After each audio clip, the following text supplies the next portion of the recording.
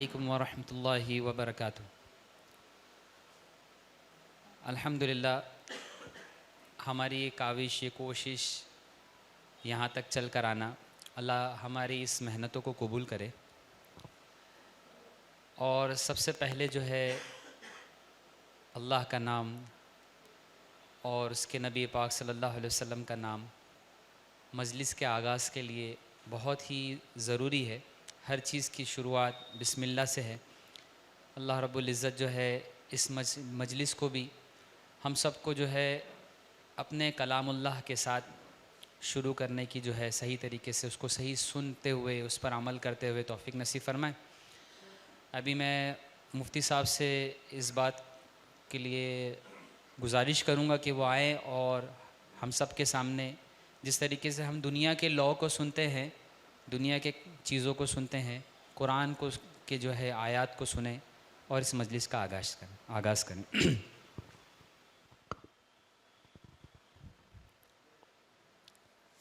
अऊज़ु बिल्लाहि मिनश्शैतानिर रजीम। बिस्मिल्लाहिर रहमानिर रहीम। वसीक़ल्लज़ीन कफ़रू इला जहन्नम ज़ुमरा हत्ता इज़ा जाऊहा फुतिहत अबवाबुहा वक़ाल लहुम ख़ज़नतुहा अलम यअतिकुम रुसुलुम मिनकुम यत्लून अलैकुम आयाति रब्बिकुम वयुन्दिरूनकुम लिक़ाअ यौमिकुम हाज़ा क़ालू बला वलाकिन हक़्क़त कलिमतुल अज़ाबि अलल काफ़िरीन। क़ील उद्ख़ुलू अबवाब जहन्नम ख़ालिदीन फ़ीहा फ़बिअस मस्वल मुतकब्बिरीन। वसीक़ الذين اتقوا ربهم إلى الجنة زمرا حتى إذا جاءوها وفتحت أبوابها وقال لهم خزنتها سلام عليكم طبتم فادخلوها خالدين وقالوا الحمد لله الذي صدقنا وعده وأورثنا الأرض نتبوأ من الجنة حيث نشاء فنعم أجر العاملين. وترى الملائكة حافين من حول العرش يسبحون بحمد ربهم وقضي بينهم بالحق وقيل الحمد لله رب العالمين. صدق الله العظيم.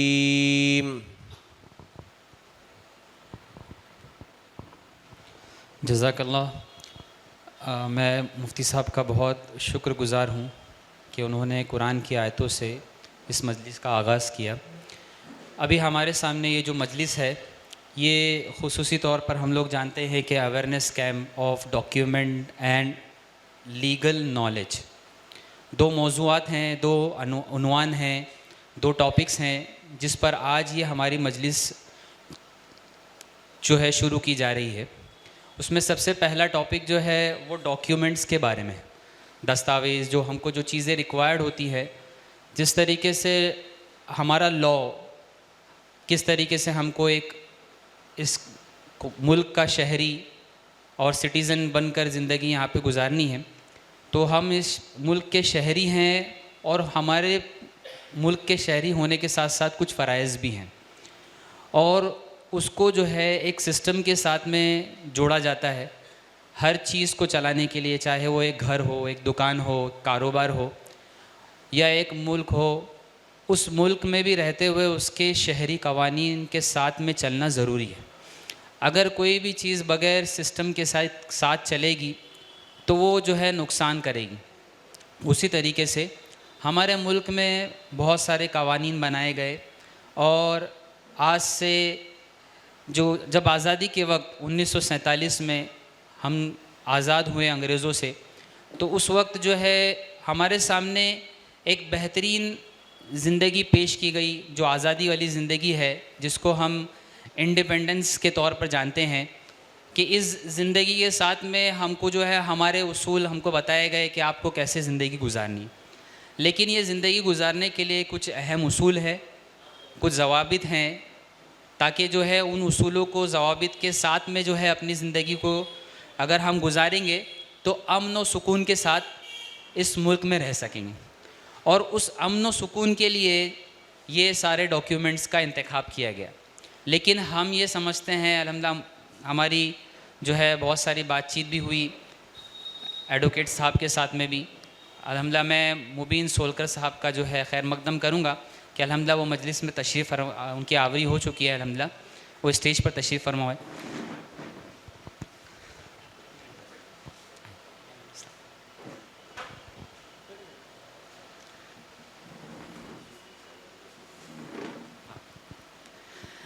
अल्हम्दुलिल्लाह हमारे साथ इस वक्त दो एडवोकेट साहब हैं, एक एडवोकेट नदीम साहब और एक हैं हमारे एडवोकेट मुबीन सोलकर साहब, जो बॉम्बे हाई कोर्ट के एडवोकेट हैं। और अल्हम्दुलिल्लाह दोनों हज़रात की बहुत ही जो है कौम के लिए ख़िदमत हैं। उसमें सबसे पहले मैं एडवोकेट नदीम साहब के बारे में कुछ कहता चलूँ कि अल्हम्दुलिल्लाह इन्होंने बहुत ही कम अरसे में बहुत से लोगों को फ़ायदा पहुँचाया, कि किस तरीके से जो है हमारे डॉक्यूमेंट्स जब बच्चा पैदा होता है वहाँ से लेकर इंसान की मौत तक जो टाइप के डॉक्यूमेंट्स रिक्वायर्ड होते हैं, उस पर उन्होंने जो है लोगों को समझाने के लिए कि इन डॉक्यूमेंट्स के ज़रिए से हमें क्या नफ़ा मिल सकता है और ये डॉक्यूमेंट्स सही होना कितना ज़रूरी है। हम एक खुश फहमी में मुब्तला हैं, हम ये समझ रहे हैं कि हमारे डॉक्यूमेंट्स सही हैं, लेकिन वो सही नहीं होते। तो उसके बारे में वो तफसीलात बताएंगे कि किस तरीके से अपने डॉक्यूमेंट्स को सही करना और इसका सही होना भी कितना ज़रूरी है।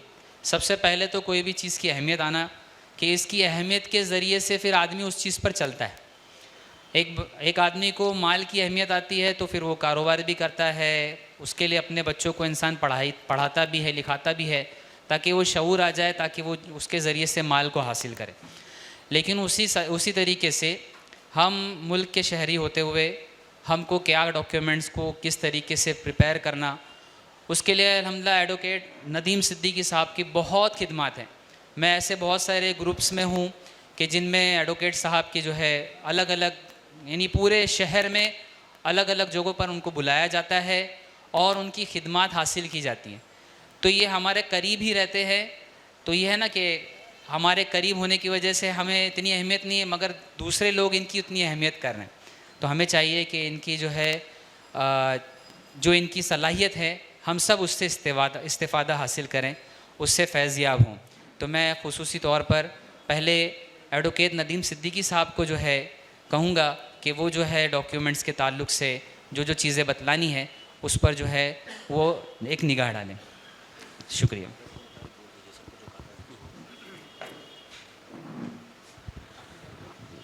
वो यहाँ पर सबको कागज़ दिए गए होंगे, तो हमारे एडवोकेट नदीम सिद्दीकी साहब कागज़ के ऊपर कुछ आपको बताएंगे और ऊपर भी जो हमारी वॉलंटियर्स आपा है वो भी इसका ख्याल रखें। और हज़रत थोड़ा आगे आके बैठें ताकि जो पीछे आने वाले लोगों के लिए आसानी हो जाएगी।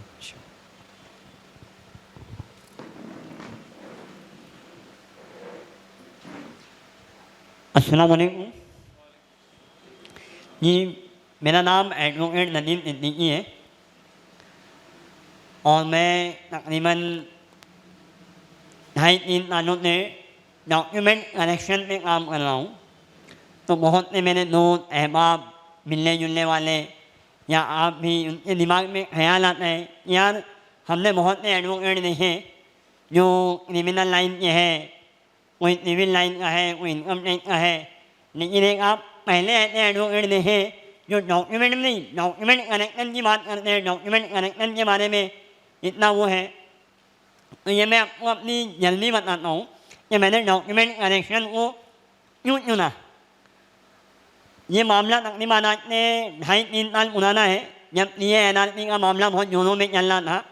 तो मैं भी आप लोग की तरह एक आम इंसान, एक आम एडवोकेट की तरह ज़िंदगी गुजार रहा था। कुछ उसमें नया नहीं था, रोज़ाना टीवी में, पेपर में आ रहा था, यहाँ धरने हो रहे, यहाँ प्रदर्शन हो रहा है, CA का मामला चल रहा है, NRC का मामला चल रहा है। तो हमें भी कुछ फ़र्क नहीं पड़ रहा था। लेकिन एक दिन पेपर में जो है मैंने किसी का आर्टिकल पढ़ा, उसमें लिखा हुआ था कि CA और NRC के जरिए जो है सरकार मुसलमानों की सिटीजनशिप, मुसलमानों की नागरिकता जो है वो छीनना चाहती है। तो ये थोड़ा सा मुझे ऐसा लगा कि यार ये नागरिकता, सिटीजनशिप के बारे में कोई हमने हमारी नागरिकता कैसे छीन सकता है, कोई हमारी नागरिकता हमने कैसे ले सकता है। तो इसके लिए मैंने थोड़ा सा पढ़ाई की कि भाई मैं खुद पढ़ा लिखा आदमी हूँ, एक लॉयर हूँ, तो मुझे सबसे पहले पता करना है कि मैं हिंदुस्तान का नागरिक है कौन।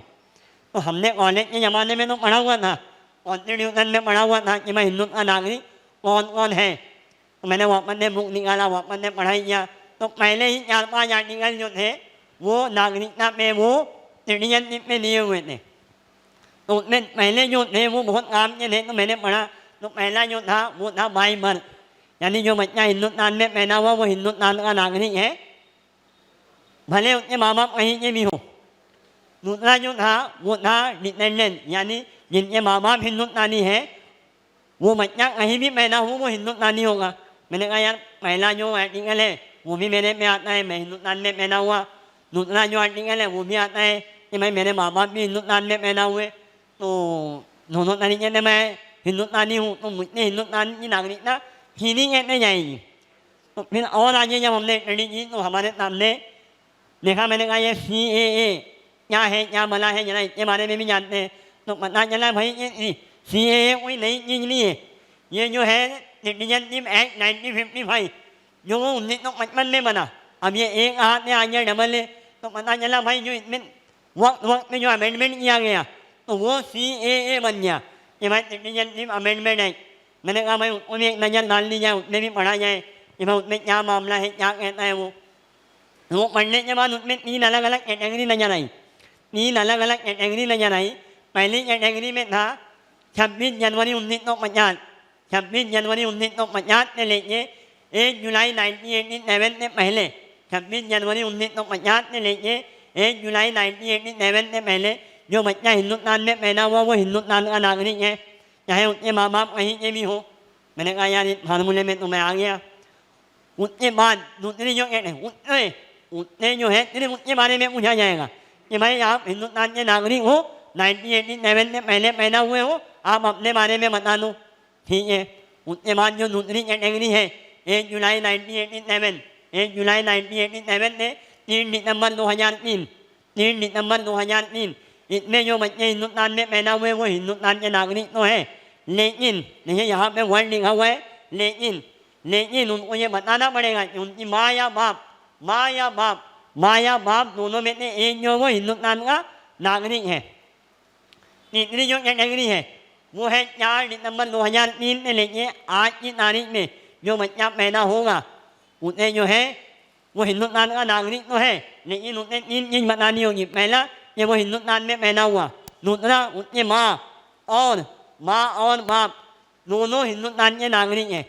अब ये वाला थोड़ा सा टेढ़ा कि भाई उनको अपने बारे में यानी जो हमारी बच्चे हैं, हमारे जो बच्चे हैं उनको उनके बारे में भी बताना है और उनके माँ बाप के बारे में भी बताना है। तो 3 अलग अलग कैटेगरी हुई।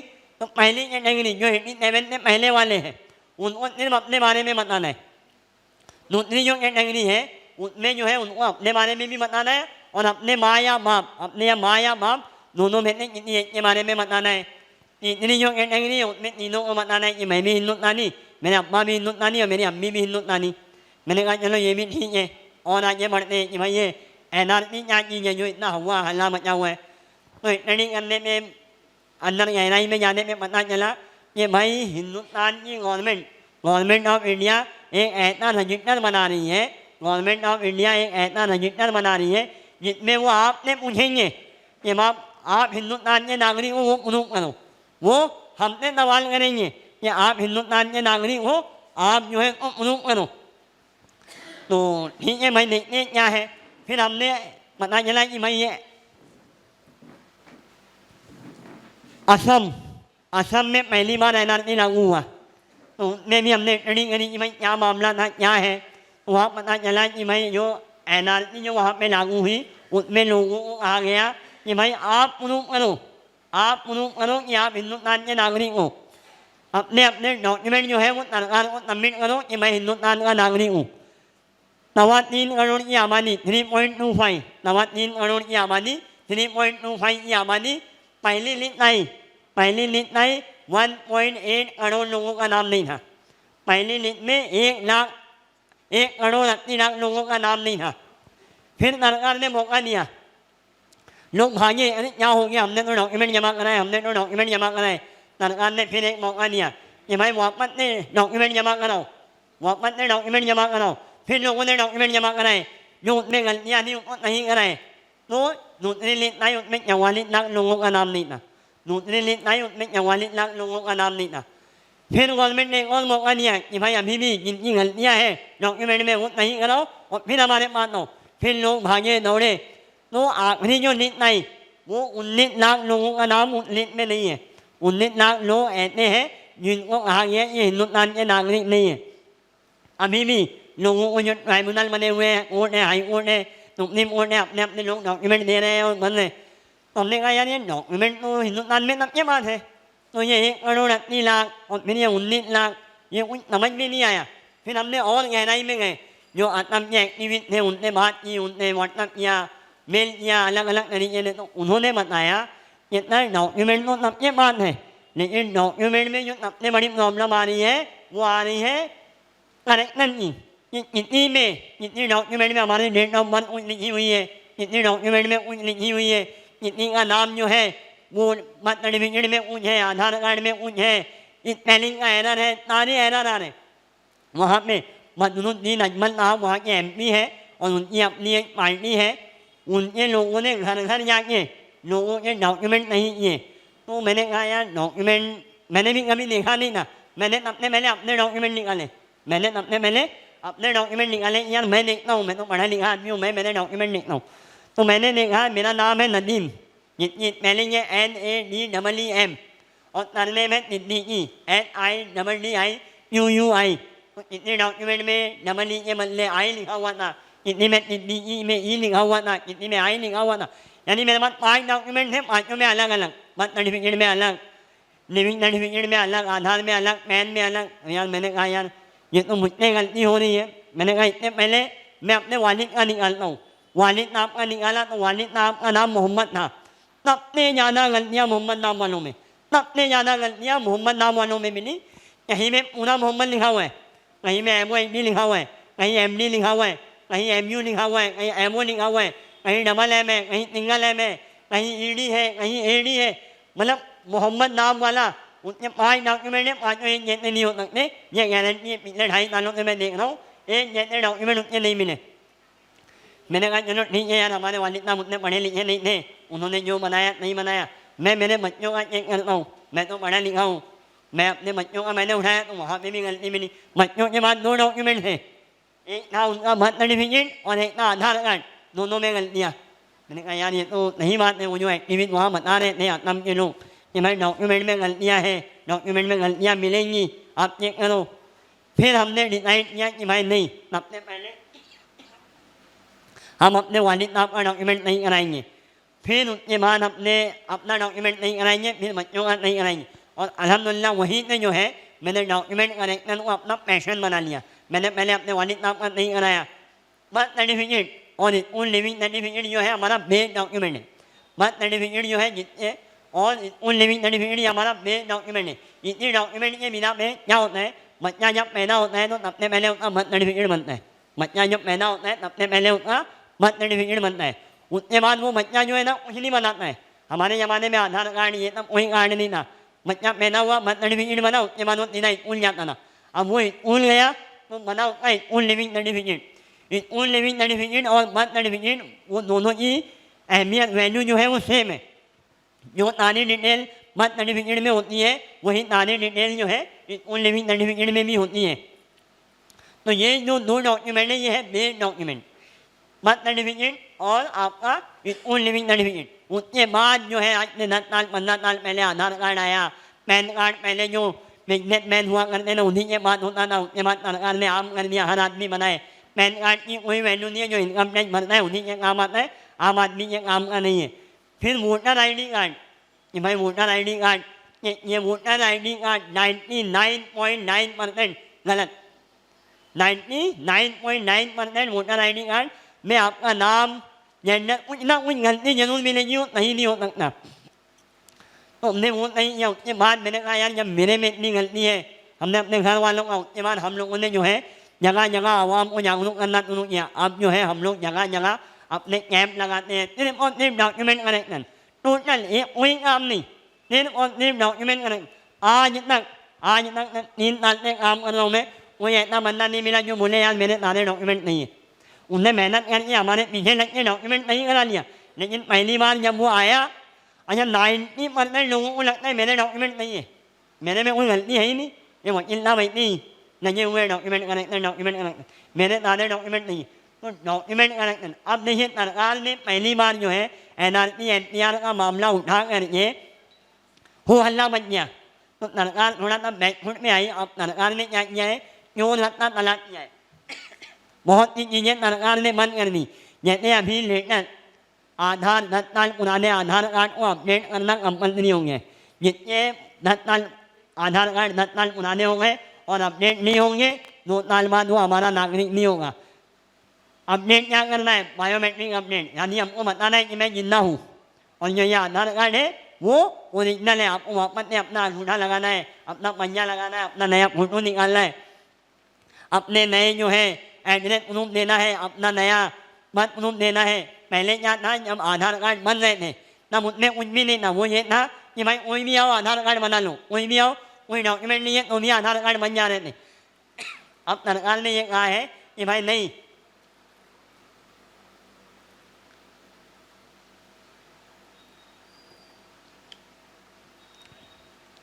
1 अक्टूबर 2022 में सरकार ने नया रूल लाया है कि हर आदमी को अपना आधार कार्ड अपडेट कराना है। जो बच्चे 5 साल के हैं, हम देखते हैं हमारे पास लोग आते हैं, बच्चा जवान हो गया, शादी हो गई, फोटो आज भी वो 5 साल वाला लेके घूम रहा है। तो सरकार का रूल है, गवर्नमेंट का UID का, कि भाई जो बच्चे 5 साल के ऊपर हैं उनको 5 साल के बाद एक अपडेट कराना है और 15 साल के बाद उनको 2 बार अपडेट कराना है। पहले 5 साल की उम्र में, फिर 15 साल की उम्र में, फिर जब वो 25 साल के होंगे, यानी हर 10 साल में हर आदमी को वो अपडेट कराना है। वो अपडेट इसलिए रखा है सरकार ने कि आप जिंदा हो इसका प्रूफ दो, आप जिंदा हो इस बात का आप सबूत दो, वापस से डॉक्यूमेंट अपडेट कराए। 90% लोगों को पता नहीं है। आज 2019 में सरकार ने वो निकाला कि आधार को पैन पे लिंक करो, आधार को पैन पे लिंक करो। 3 साल तक फ्री था, 3 साल तक फ्री था, आधार से पैन को लिंक करना फ्री था। हजारों या लाखों लोगों का हम लोगों ने कराया घर घर जाके कि भाई लिंक करो, लिंक करो। आज अगर आप लिंक करने जाएंगे आपको 1000 रुपया फाइन लगेगा। लोग बोलते हैं हमें क्या करना है यार, नहीं करेंगे, नहीं करेंगे। जुलाई मार्च 2023 के बाद जो है आपको 10,000 रुपया फाइन लगेगा। आपका अकाउंट सीज कर दिया जाएगा और उसके बाद जब आप अकाउंट खुलाने जाएंगे कि भाई मेरे पैसे निकालना है, मुझे ये करना है, तो आपको कहेगा भाई पैन कार्ड KYC बोलते ना, KYC अपडेट करो। आपका पैन कार्ड वहाँ शो नहीं करेगा। जब शो नहीं करेगा तो आपको कहेगा 10,000 रुपया पहले आधार को लिंक करके लाओ, उसके बाद जो है आपको अकाउंट जो है आगे बढ़ेगा। फिर सरकार ने निकाला कि आधार कार्ड को वोटर कार्ड से लिंक करो, आधार कार्ड को वोटर कार्ड से लिंक करो। क्यों करो, हर चीज़ वो आधार से जोड़ देंगे। पैन को जोड़ दिया, बैंक अकाउंट को जोड़ दिया, वोटर कार्ड को जोड़ दिया, बर्थ सर्टिफिकेट बिना आधार कार्ड के नहीं बनता, हर चीज़ को आधार से जोड़ देंगे। और आधार अपडेट जो है अभी उन्होंने वॉलंटरी रखा है कि भाई आपको आधार अपडेट करना है, कोई तकलीफ नहीं है, आप आराम से करते रहिए। लेकिन एक वक्त ऐसा आएगा जब सरकार बैन लगाने की, उसमें रिस्ट्रिक्शन लगाने की कि भाई आज से जो है आधार अपडेट नहीं होंगे, आज से जो है आधार कार्ड अपडेट नहीं होगा, तो जो रह जाएंगे वो रह जाएंगे। तो इसके लिए फिक्र करते हुए हर आदमी अपने आधार कार्ड को अपडेट कराए, अपना भी, अपने घर वालों का, बच्चों का। बहुत सारी चीज़ें देखिए आधार कार्ड बंद हो गए, लोगों को पता ही नहीं है। जिनके आधार कार्ड में मोबाइल नंबर नहीं है वो आधार कार्ड बंद हो गया, जिनका आधार कार्ड मोबाइल में नहीं है वो आधार कार्ड बंद हो गया, जिनके आधार कार्ड में माँ बाप का नाम अलग से नहीं लिखा है, हम क्या करते हैं पूरा नाम लिखते हैं, नदीम अतर मोहम्मद सिद्दीकी, फादर का भी नाम लिखते हैं, नीचे अलग से कॉलम दिया होता है, son of, daughter of, wife of, care of, वहाँ पे हमारे फादर का नाम होना चाहिए, वहाँ पे हमारे हस्बैंड का नाम होना चाहिए। लेकिन लोग मेरे पास आते हैं वो मुझे ही दिखाते हैं, अरे इतना वहाँ तो लिखा है ना, मेरे नाम के साथ तो लिखा है ना, आपके नाम के साथ नहीं चाहिए, वहाँ अलग से कॉलम दिया हुआ है, father of, daughter of, son of, हर चीज़ उसमें अलग से आपके फादर का नाम होना चाहिए। जिनका नाम नहीं है वो आधार कार्ड बंद हो गए। लोग राशन लेने जा रहे हैं, बहुत से लोग आते हैं ना, राशन लेने जा रहे हैं, वहाँ राशन नहीं मिल रहा है, बोला अंगूठा डिटेक्ट नहीं कर रहा है, क्यों नहीं कर रहा है, इसलिए नहीं कर रहा है कि आपका आधार कार्ड डीएक्टिवेट हो गया, वो एक्टिवेट कराओ। लोगों को पता ही नहीं है।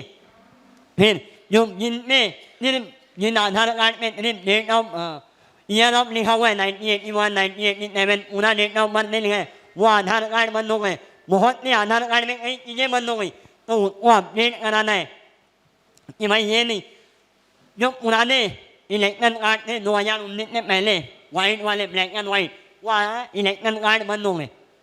लोग बोले अरे सर अभी इलेक्शन में मैंने वोट दिया था, अरे भाई मैंने कहा वोट कार्ड बंद हो गया, मैंने नहीं कहा तुम्हारा नाम कट गया, आज कार्ड बंद हुआ है कल नाम भी कट जाएगा। अभी अक्टूबर 15 अक्टूबर को इलेक्शन कमीशन ने लिस्ट जारी करी, जिसमें उन्होंने कहा कि 8 लाख लोगों का, मुंबई में 8 लाख लोगों का नाम काट दिया गया है जिनका वोटर लिस्ट में फोटो नहीं था, वोटर कार्ड में नहीं, जो उनके पास वोटर लिस्ट है वहाँ पे अगर उनका फोटो नहीं है तो उनके नाम काट दिए गए 8 लाख लोगों का। ये इलेक्शन कमीशन ने डेटा दिया कि भाई 8 लाख लोगों का नाम काट दिया। अब वो जो पुराने इलेक्शन कार्ड है ब्लैक एंड वाइट, उसको जो है सरकार ने धीरे धीरे बंद कर रही है और डिजिटल आ रहा है। अब डिजिटल देखा होगा आपने कलर वाला, वो डिजिटल आ रहा है, डिजिटल करना है अपने को। सरकार पहले खुद करके ले रही थी, बाद में उन्होंने बंद कर दिया कि भाई अभी ऑनलाइन हो गया आप खुद करो। अच्छा मोदी जी ने कुछ अच्छा किया हो ना किया हो, लेकिन एक काम अच्छा किया है, ज़्यादातर डॉक्यूमेंट उन्होंने ऑनलाइन कर दिया है। कोई भी डॉक्यूमेंट बनाना है ऑनलाइन चले जाइए, कहीं जाने की जरूरत नहीं है। ऑनलाइन आप आधार कार्ड में 4 करेक्टर आप ऑनलाइन कर सकते हैं, सिर्फ आपका फिंगरप्रिंट और मोबाइल नंबर आप नहीं डाल सकते, बाकी आपका नाम चेंज करना हो, उम्र चेंज करनी हो, डेट ऑफ बर्थ चेंज करनी हो, एड्रेस चेंज करना हो, हर चीज़ उन्होंने ऑनलाइन करनी है। नया इलेक्शन कार्ड बनाना हो ऑनलाइन कर दिया है, फिर नया इलेक्शन कार्ड फ्री में घर बैठे बन जाता है। पैन कार्ड पहले ये था कि भाई पैन कार्ड बनाने में बहुत तकलीफ होती थी, ये लाओ वो लाओ, आज उन्होंने पैन कार्ड भी जो है फ्री कर दिया है। खाली आप अपना आधार कार्ड लेके आओ, पैन कार्ड जो है फ्री में बन के मिल जाता है। तो बहुत सारी चीज़ें ऑनलाइन कर दी है सरकार ने। इतनी को लेते हुए देखते हुए कि भाई करेक्शन करना है, कहाँ करना है, क्यों करना है। कुछ लोग सवाल करते हैं जितना आपने इतनी स्टडी कर ली, इतना सब कुछ डॉक्यूमेंट के बारे में जान लिया, तो कम से कम ये भी बता दो कि कभी एनआरसी आया, आज नहीं कल नहीं परसों, 10 साल 5 साल के बाद हमारे बच्चों के ज़माने में तो डॉक्यूमेंट क्या लगेंगे, है ना। लोग पूछते हैं, दिमाग सवाल आता है कि भाई सर इतना तो आपने कर लिया, लेकिन वो जरा डॉक्यूमेंट भी तो बता दो। तो देखो डॉक्यूमेंट का कोई नोटिफिकेशन नहीं है, लेकिन जो हम लोगों ने स्टडी की, जो हम लोगों ने डेटा जमा किया अलग अलग तरीके से, तो उसमें 4 ऐसे डॉक्यूमेंट हैं, 4 ऐसे डॉक्यूमेंट हैं जो आपको हिंदुस्तानी होने की मजबूती देते हैं। सबसे पहला है आपका बर्थ सर्टिफिकेट। बर्थ सर्टिफिकेट ये प्रूफ करता है कि आप हिंदुस्तान में पैदा हुए। बर्थ सर्टिफिकेट या प्रूफ करता है कि आप हिंदुस्तान में पैदा हुए। अगर बर्थ सर्टिफिकेट नहीं है कोई बात नहीं, डरने घबराने की जरूरत नहीं। उसके बाद आता है आपका स्कूल लिविंग सर्टिफिकेट। उसके बाद आता है आपका स्कूल लिविंग सर्टिफिकेट कि भाई आप हिंदुस्तान के स्कूल में पढ़े। बर्थ सर्टिफिकेट जमा किया तो पहले क्या होता था हमारे ज़माने में, 1989 से पहले, 1989 से पहले अपने ज़माने में बर्थ सर्टिफिकेट एक मिलता था, वो हम स्कूल में जमा कर देते थे। उसके बाद और कोई कॉपी नहीं मिलती थी। फिर हमको वहाँ से लिविंग मिलता था। वो लिविंग हम हर जगह स्कूल, कॉलेज, आगे कॉलेज जो भी जहाँ जाते थे वो लिविंग सर्टिफिकेट दो। उसके बाद 1989 में नया रूल आया। 1989 में नया रूल आया गवर्नमेंट ऑफ इंडिया का कि 1989 से पहले जो बच्चा पैदा होता था वो जो माँ बाप की जिम्मेदारी थी कि वो बीएमसी में जाके, अपने नगर पालिका में जाके अपने गांव का जो भी होता है वहाँ जा करके बताएं कि भाई हमारे घर में बच्चा हुआ है और रजिस्ट्रेशन कराना पड़ता था। 1989 के बाद सरकार ने कहा कि नहीं, ये तुम्हारा काम नहीं है, ये हॉस्पिटल का काम है। आज देखो हमारे बच्चे पैदा होते हैं, हॉस्पिटल वाला एक फॉर्म देता है कि भाई आप ये फॉर्म भरो, वो गवर्नमेंट का रूल है, वो फॉर्म हमें भर के जमा करो। तो 1989 के बाद के जो भी बच्चे हैं, जो भी लोग हैं, उनके बाद बर्थ सर्टिफिकेट होना कंपल्सरी है। उनके बाद अगर बर्थ सर्टिफिकेट नहीं है तो बनवाएं, नहीं तो वो हमारे नागरिक नहीं है। 1989 के बाद आप पासपोर्ट बनाने जाओ, 1989 के बाद के आप हो तो आपने जो है वो पासपोर्ट वाला जो है बर्थ सर्टिफिकेट मांगते हैं पुलिस वाले कि भाई बर्थ सर्टिफिकेट लाओ। तीसरा, पहला जो है आपका बर्थ सर्टिफिकेट, दूसरा जो है स्कूल लिविंग सर्टिफिकेट, तीसरा जो आता है वो आता है आपका voter card, voter election card. Voter card हमने तब ने बनाया, हमने भी बनाया, आपने भी बनाया, तब ने बनाया। वोटर कार्ड से मजबूत हिंदुस्तानी प्रूफ होने का कुछ भी नहीं है। जब वोटर कार्ड का फॉर्म भरते हैं ना, फॉर्म नंबर 6, उस फॉर्म के नीचे लिखा होता है कि I am the citizen of India, I reside in Mumbai and I want election commission of Maharashtra to add my name in your voter list. Hindi बताता हूँ कि मैं हिंदुस्तान का नागरिक हूँ, मैं मुंबई में रहता हूँ, मैं महाराष्ट्र की इलेक्शन कमीशन से रिक्वेस्ट करता हूँ कि मेरा नाम जो है वो वोटर लिस्ट में डाला जाए। उसके बाद हम साइन करते हैं, वोटर उसको जमा करते हैं, जमा हो गए, फॉर्म सबमिट हो गया, हमारा नाम वोटर लिस्ट में आ गया। इसका मतलब ये है कि इलेक्शन कमीशन ऑफ इंडिया ने ये माना कि आप हमारे नागरिक हो, इसके लिए उसने आपको जो है इलेक्शन कार्ड दिया, इलेक्शन लिस्ट में नाम दिया। चौथा जो है वो है पासपोर्ट। पासपोर्ट जो है उसमें देखो लिखा होता है नेशनलिटी इंडियन, पासपोर्ट जो है उसमें लिखा होता है नेशनलिटी इंडियन।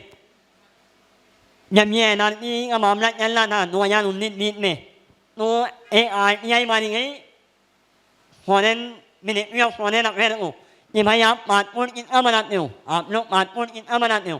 तो उस RTI में जवाब आया कि हम पासपोर्ट जो है सिर्फ और सिर्फ हिंदुस्तानी नागरिक का बनाते हैं, हम फॉरेनर का पासपोर्ट नहीं बनाते। यानी जिनके पास पासपोर्ट है वो भी जो है हिंदुस्तान की नागरिकता उसके पास है, वो नागरिक है, इसलिए उसको पासपोर्ट दिया गया। तो 2-2.5 साल पहले हादसा ऐसा हुआ गोवंडी मानसून में एक बाप बेटे को पुलिस ने उठाया और उनको बांग्लादेशी बोल के जेल में डाल दिया। कोर्ट में मामला चला, घाट के ऊपर कोर्ट था, कोर्ट में मामला चला। कोर्ट ने जो उनके लॉयर थे उन्होंने अलग अलग डॉक्यूमेंट प्रोड्यूस किए कि नहीं सर हमारा जो क्लाइंट है वो हिंदुस्तान का नागरिक है, उसके बाद ये डॉक्यूमेंट है, ये डॉक्यूमेंट है, ये डॉक्यूमेंट है, ये डॉक्यूमेंट। कोर्ट ने सबको साइन कर दिया, सिर्फ 2 डॉक्यूमेंट को वैल्यू दी, एक वोटर कार्ड, दूसरा पासपोर्ट। कि भाई अगर फिर पुलिस को उन्होंने कहा कि ये दोनों पता लगाइए कि ये वोटर कार्ड ओरिजिनल है या पासपोर्ट ओरिजिनल है। पुलिस ने रिपोर्ट दी कि हाँ ये दोनों ओरिजिनल है।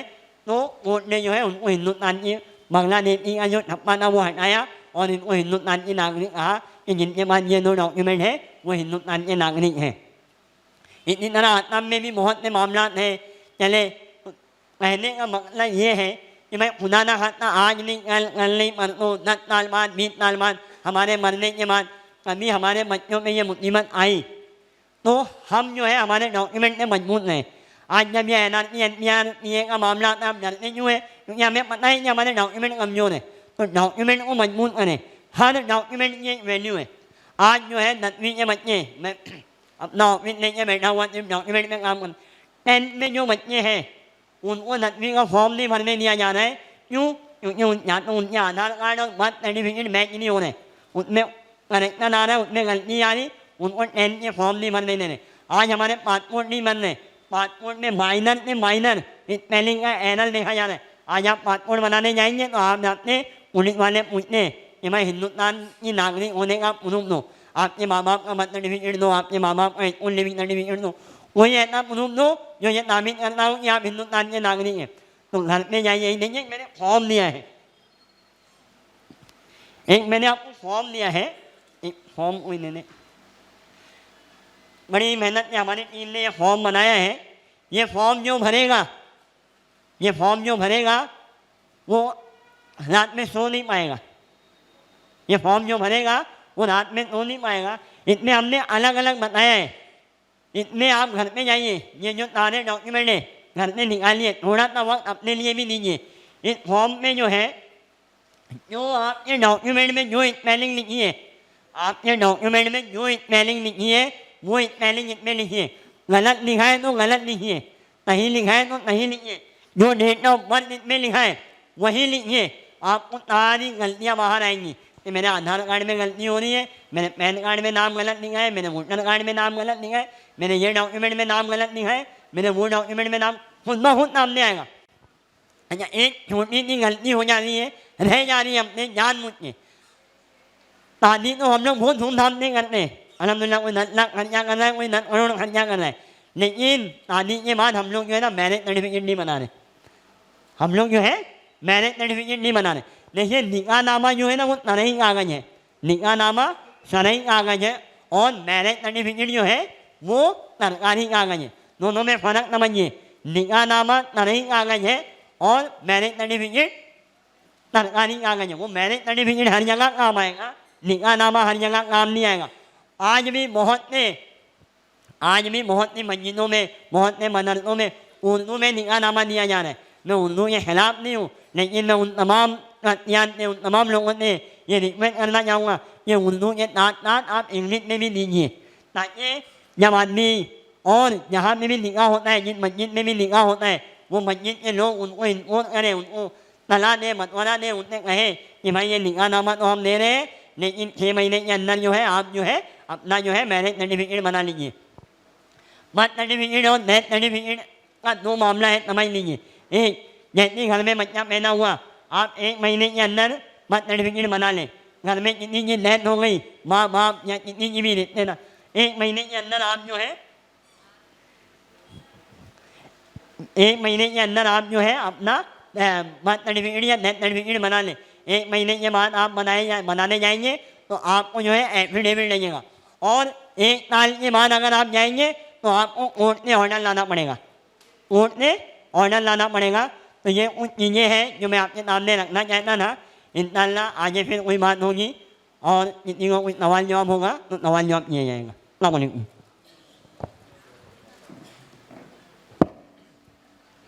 जज़ाकल्लाह, मैं बहुत बहुत शुक्रगुज़ार हूँ एडवोकेट नदीम साहब का कि उन्होंने बहुत ही अच्छी जो है हम लोगों को रहबरी की कि कैसे हमारे डॉक्यूमेंट्स बनना चाहिए और क्या क्या चीज़ों की ज़रूरत है। आप सभी हजरात के पास ये एक जो पर्चा सामने रखा है, मेरा डॉक्यूमेंट मेरी पहचान, तो इसमें जिसको जो भी डाउट्स हैं, अभी हम लोग जो है कुछ वक्त सवाल और जवाब इस मौजू के लाइन से, यानी कि डॉक्यूमेंट्स की लाइन से जिसको जो भी सवाल है, ऊपर जो है लेडीज़ हैं वो भी कोई सवाल करना चाहे तो वो भी कर सकती हैं, और यहाँ जो जेंट्स बैठे हैं उनको कोई भी किस्म का सवाल हो अपने डॉक्यूमेंट के ताल्लुक से, जो भी परेशानी है वो फ़ौरन पूछ लें। तो कुछ वक्फ़ा जो है ख़ास तौर पे जो है सवाल जवाब के लिए दिया गया है। तो इस वक्त जो है सभी ऊपर माइक भी दिया गया है, तो जो लेडीज़ को किसी को कोई सवाल करना है तो वो भी वहाँ से पूछ सकती हैं, और यहाँ जो बैठे मर्द हजरात हैं वो भी जो सवाल करना चाहे फ़ौरन कर सकते हैं। Assalamu alaikum. Nadeem sir, I would like to ask that कि बर्थ सर्टिफिकेट में तो करेक्शन हो जाता है, and what about the death certificate? Death certificate में अगर कहीं पर मिस्टेक्स है, आइदर सरनेम और whether somebody had written there was not a Mohammed in the name और मोहम्मद लिखा गया है, एडिशनल ऐड कर दिया गया है, तो what about the birth certificate death certificate correction? वालेकुम अस्सलाम। देखिए, चाहे बर्थ सर्टिफिकेट हो या डेथ सर्टिफिकेट हो, करेक्शन सरकार ने 3 मौका दिया है करेक्शन करने का। अगर डेथ सर्टिफिकेट में कोई करेक्शन है तो आप डेथ से पहले जिस आदमी की डेथ हुई है उसका डॉक्यूमेंट प्रोड्यूस करें कि भाई देखिए ये उनका स्कूल लिविंग सर्टिफिकेट है, ये उनका पुराना पासपोर्ट है, उसमें ये नाम लिखा हुआ था और गलती से जो है यहाँ पर जो है डेथ सर्टिफिकेट में ये नाम आ गया है। मेन जो है किसी भी करेक्शन करने के लिए उसके साथ में जो सपोर्टिंग डॉक्यूमेंट होता है वो इम्पोर्टेंट होता है कि कौन सा डॉक्यूमेंट इस करेक्शन को सपोर्ट करेगा।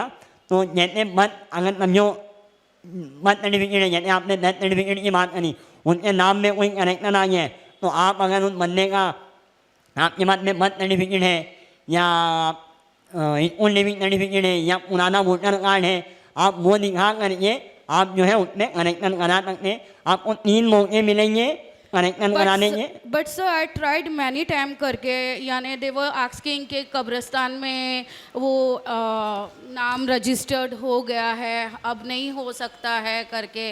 और अगेन आपके यहाँ पर जो भी जैसे कि इंतकाल का वक्त होता है, हम डॉक्टर्स को कंसल्ट करते हैं टू मेक द आगे जो फर्दर क्या बोलते हैं, आगे जैसे भी काम चलता है जिस तरह से, ठीक है, तो वहाँ पर करेक्शंस की ज़रूरत होती है। तो even after getting the things from the doctor also, then also I had not done with the work करके। यानी बीएमसी ऑफिस में हम जाते हैं तो बहुत सारे यानी तकलीफ़ें उठानी पड़ती है many time, not only first visit, it was a second time, third time, fourth time, then I give up करके जाने दो, अब नहीं कराना है करके, ऐसे हो जाता है। नहीं ऐसा नहीं मैडम, अभी अल्हम्दुलिल्लाह मेरे पास लोग आते हैं, हम लोग कई लोगों को हमने किया है। मैं आपसे रिक्वेस्ट करूँगा कि आप हमारी ऑफिस में आइए।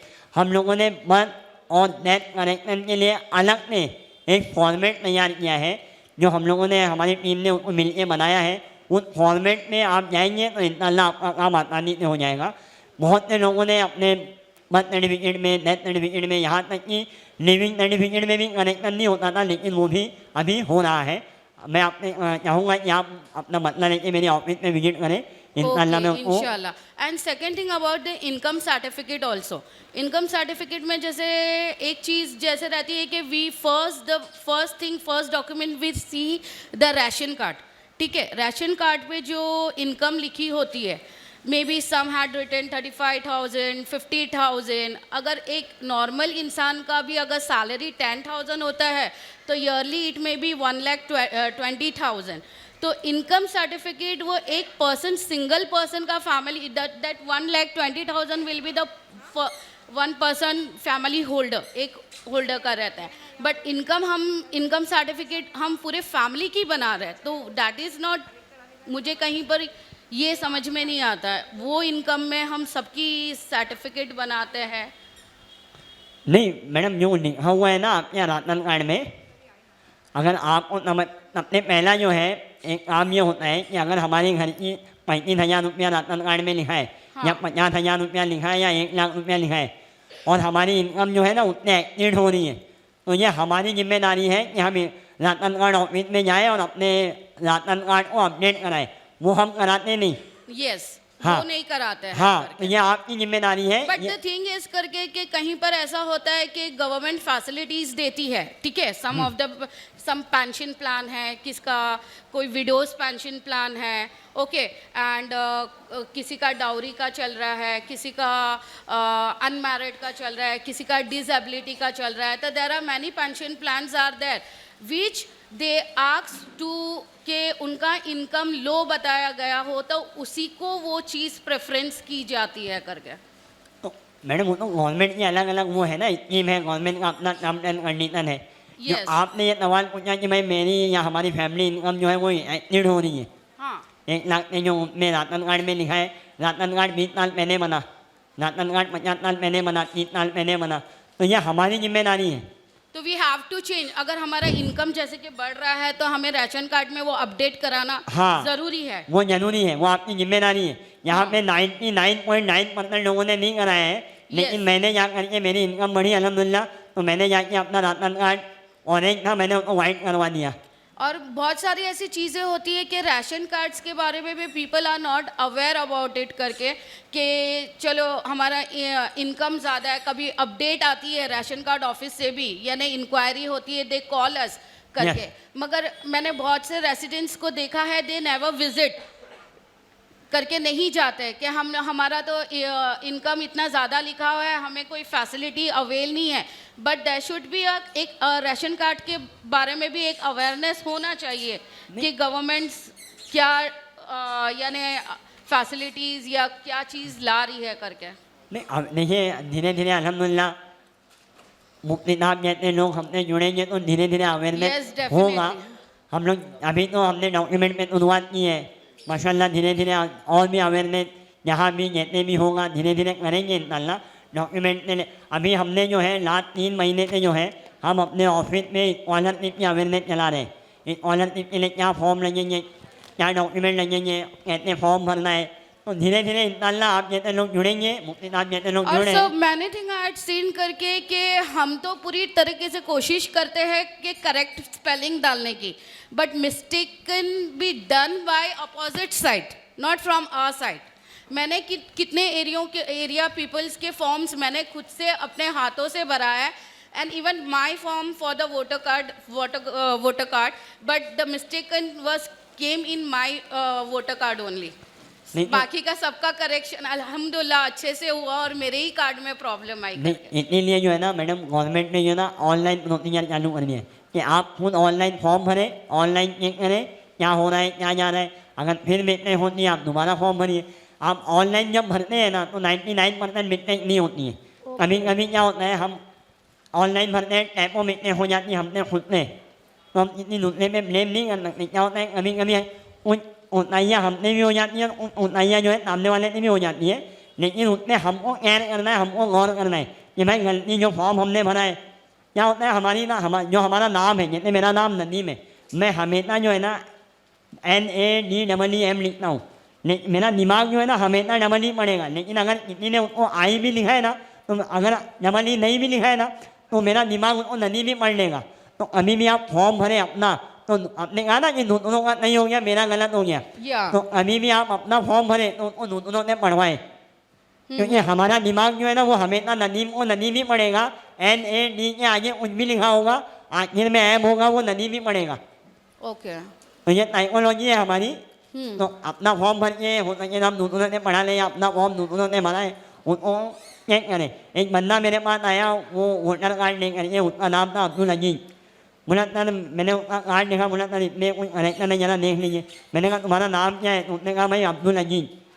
तो मैंने कहा यार इसमें तो गलत लिखा हुआ है। बोले नहीं सर लिखा हुआ है, उसमें अब्दुल नहीं लिखा हुआ था, लेकिन उस बंदे को मैंने 3 बार पढ़ाया कि भाई आप तुम आधार कार्ड पढ़ो, तुम्हारे आधार कार्ड में क्या लिखा है। तो उसकी साइकोलॉजी जमी हुई थी, वो बार बार अब्दुल अजीज पढ़े जा रहा था, जबकि उसमें अब्दुल लिखा भी नहीं था। Even I seen many offices cross check, ये जैसे कि अभी एन एग्जाम्पल ऐसे करके कि नदीम आपका जैसे, सॉरी नदीम सर, नदीम और नदीम से पहले मोहम्मद लिखा है, तो देख क्रॉस वेरीफाई तो ऐसे कि ये मोहम्मद कौन है और नदीम कौन है, ठीक है। इन लोग क्या करते हैं, अगर मोहम्मद नदीम है this is the one single name, okay, और इन लोग क्या करते हैं उस वक्त करके मोहम्मद को सेपरेट कर देते हैं, Mohammed is the second person, Nadeem is the first person, ऐसे दोनों को डिवाइड कर देते हैं। नहीं क्या है मैडम, आज तक जो है ना हम लोग है ना फॉर्म गलत भरते आए, या हम लोगों ने जो है ना फॉर्म गलत भरा है। देखिए फॉर्म होता है, पहला होता है फर्स्ट नेम, फर्स्ट सरनेम, हाँ पहला होता है सरनेम या होता है फर्स्ट नेम, ओके, फिर होता है मिडल नेम, मिडिल नेम, है ना। तो मिडल नेम में हम लोग क्या गलती कर रहे हैं, मानो मिडल नेम में हम लोग अपने फादर का नाम लिख रहे हैं, जबकि मिडल नेम में फादर नेम नहीं आता है। जैसे हमने कहा मोहम्मद नदीम, तो फर्स्ट नेम हो गया मोहम्मद, मिडल नेम हो गया नदीम, सर नेम हो गया सिद्दीकी। फादर नेम के लिए नीचे अलग से कॉलम दिया होता है, कोई भी फॉर्म बिना फादर नेम के नहीं आता, लेकिन हम लोग फादर नेम डबल लिखते हैं। एक तो मिडल नेम भी फादर लिखते हैं, और फादर नेम जो नीचे अलग से कॉलम दिया होता है उसमें भी फादर लिख देते हैं। तो हमेशा याद रखिए, हमने जो गलती हो गई, हमारे बच्चों का first name Mohammed, second name middle name Nadeem, middle name father name नहीं होता। ये कॉन्सेप्ट जो है लोगों को दूर करना है हमें। ये सेकेंड मिडल नेम जो है, मिडल नेम का जो कॉन्सेप्ट है ना, वो साउथ इंडिया वालों के लिए है। साउथ इंडिया वालों का नाम बहुत बड़ा होता है, तो वो कॉन्सेप्ट उनके लिए बना है। आप पासपोर्ट का फॉर्म भरें या और भी कोई गवर्नमेंट फॉर्म भरें, उसमें लिखा रहता है मिडल नेम इफ़ एनी, साफ लिखा होता है मिडल नेम इफ़ एनी, लेकिन हमने ये हमारे दिमाग में बिठा लिया है कि मिडल नेम मतलब फादर नेम। नहीं कोई है तो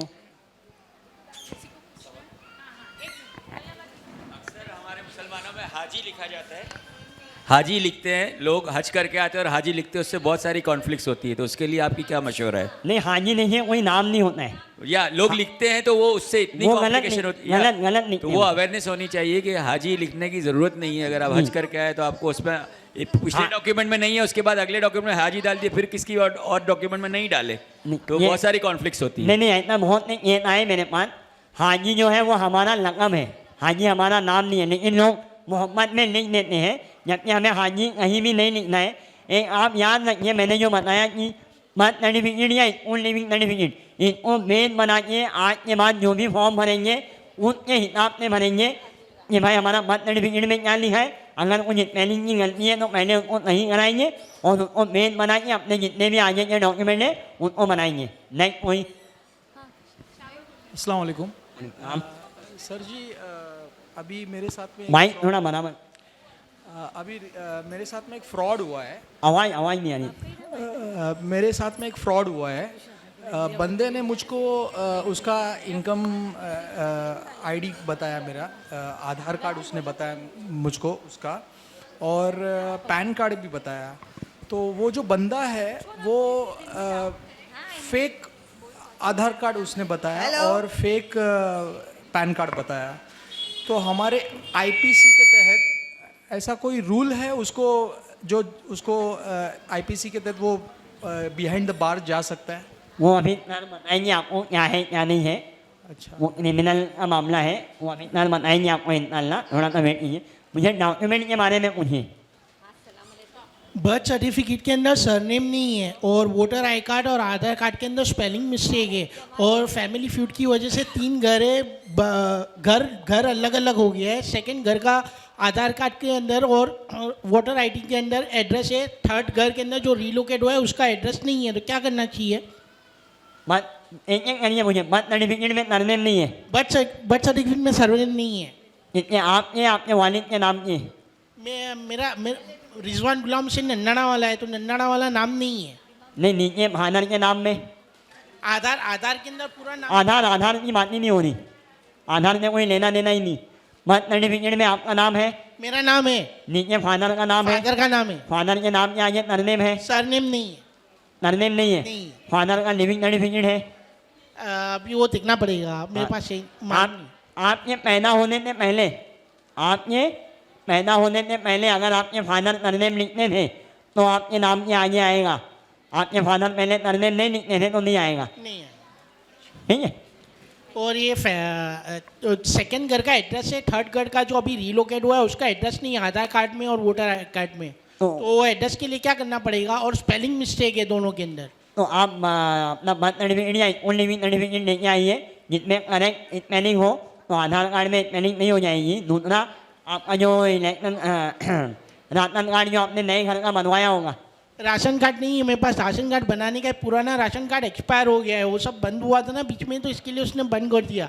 तो अभी नया राशन कार्ड बनाने का उसके लिए क्या करना चाहिए? नया राशन कार्ड बनाने के लिए राशन कार्ड ऑफिस जाइए, राशन कार्ड ऑफिसर फॉर्म देगा, फॉर्म सबमिट कर दीजिए, इंशाल्लाह आपका नया राशन कार्ड बन जाएगा। जब नया राशन कार्ड बन जाएगा उसके बाद जो है आपका एड्रेस जो है आपके आधार कार्ड में आ जाएगा। ओके। भाई मेरे बहू का ना वो बनाने का है, मैरिज सर्टिफिकेट बनाने का है। शादी को 2 साल हो गए ले, तभी मैं क्या करूं, किस तरह मतलब बनाऊं? उसका आधार कार्ड भी नहीं है, कोई चीज़ नहीं है, इसका लिविंग सर्टिफिकेट भी नहीं है, स्कूल का बर्थ सर्टिफिकेट भी नहीं, कुछ भी नहीं है इसका प्रूफ।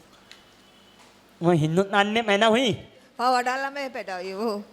और जब पैदा हुई तो बर्थ सर्टिफिकेट बना होगा। बर्थ चलो बर्थ सर्टिफिकेट नहीं बना, स्कूल गई होगी कभी। हाँ स्कूल का लिविंग सर्टिफिकेट है। अभी आपने बोला कुछ भी नहीं है। वो मतलब बर्थ सर्टिफिकेट नहीं, ऐसा कुछ भी नहीं, लिविंग सर्टिफिकेट है। लिविंग सर्टिफिकेट है ना। हाँ।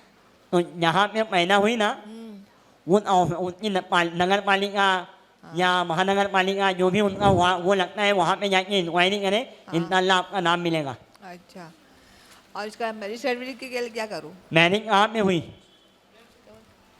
शादी कहाँ हुई? शादी इसकी यहाँ पे बम्बई में हुई।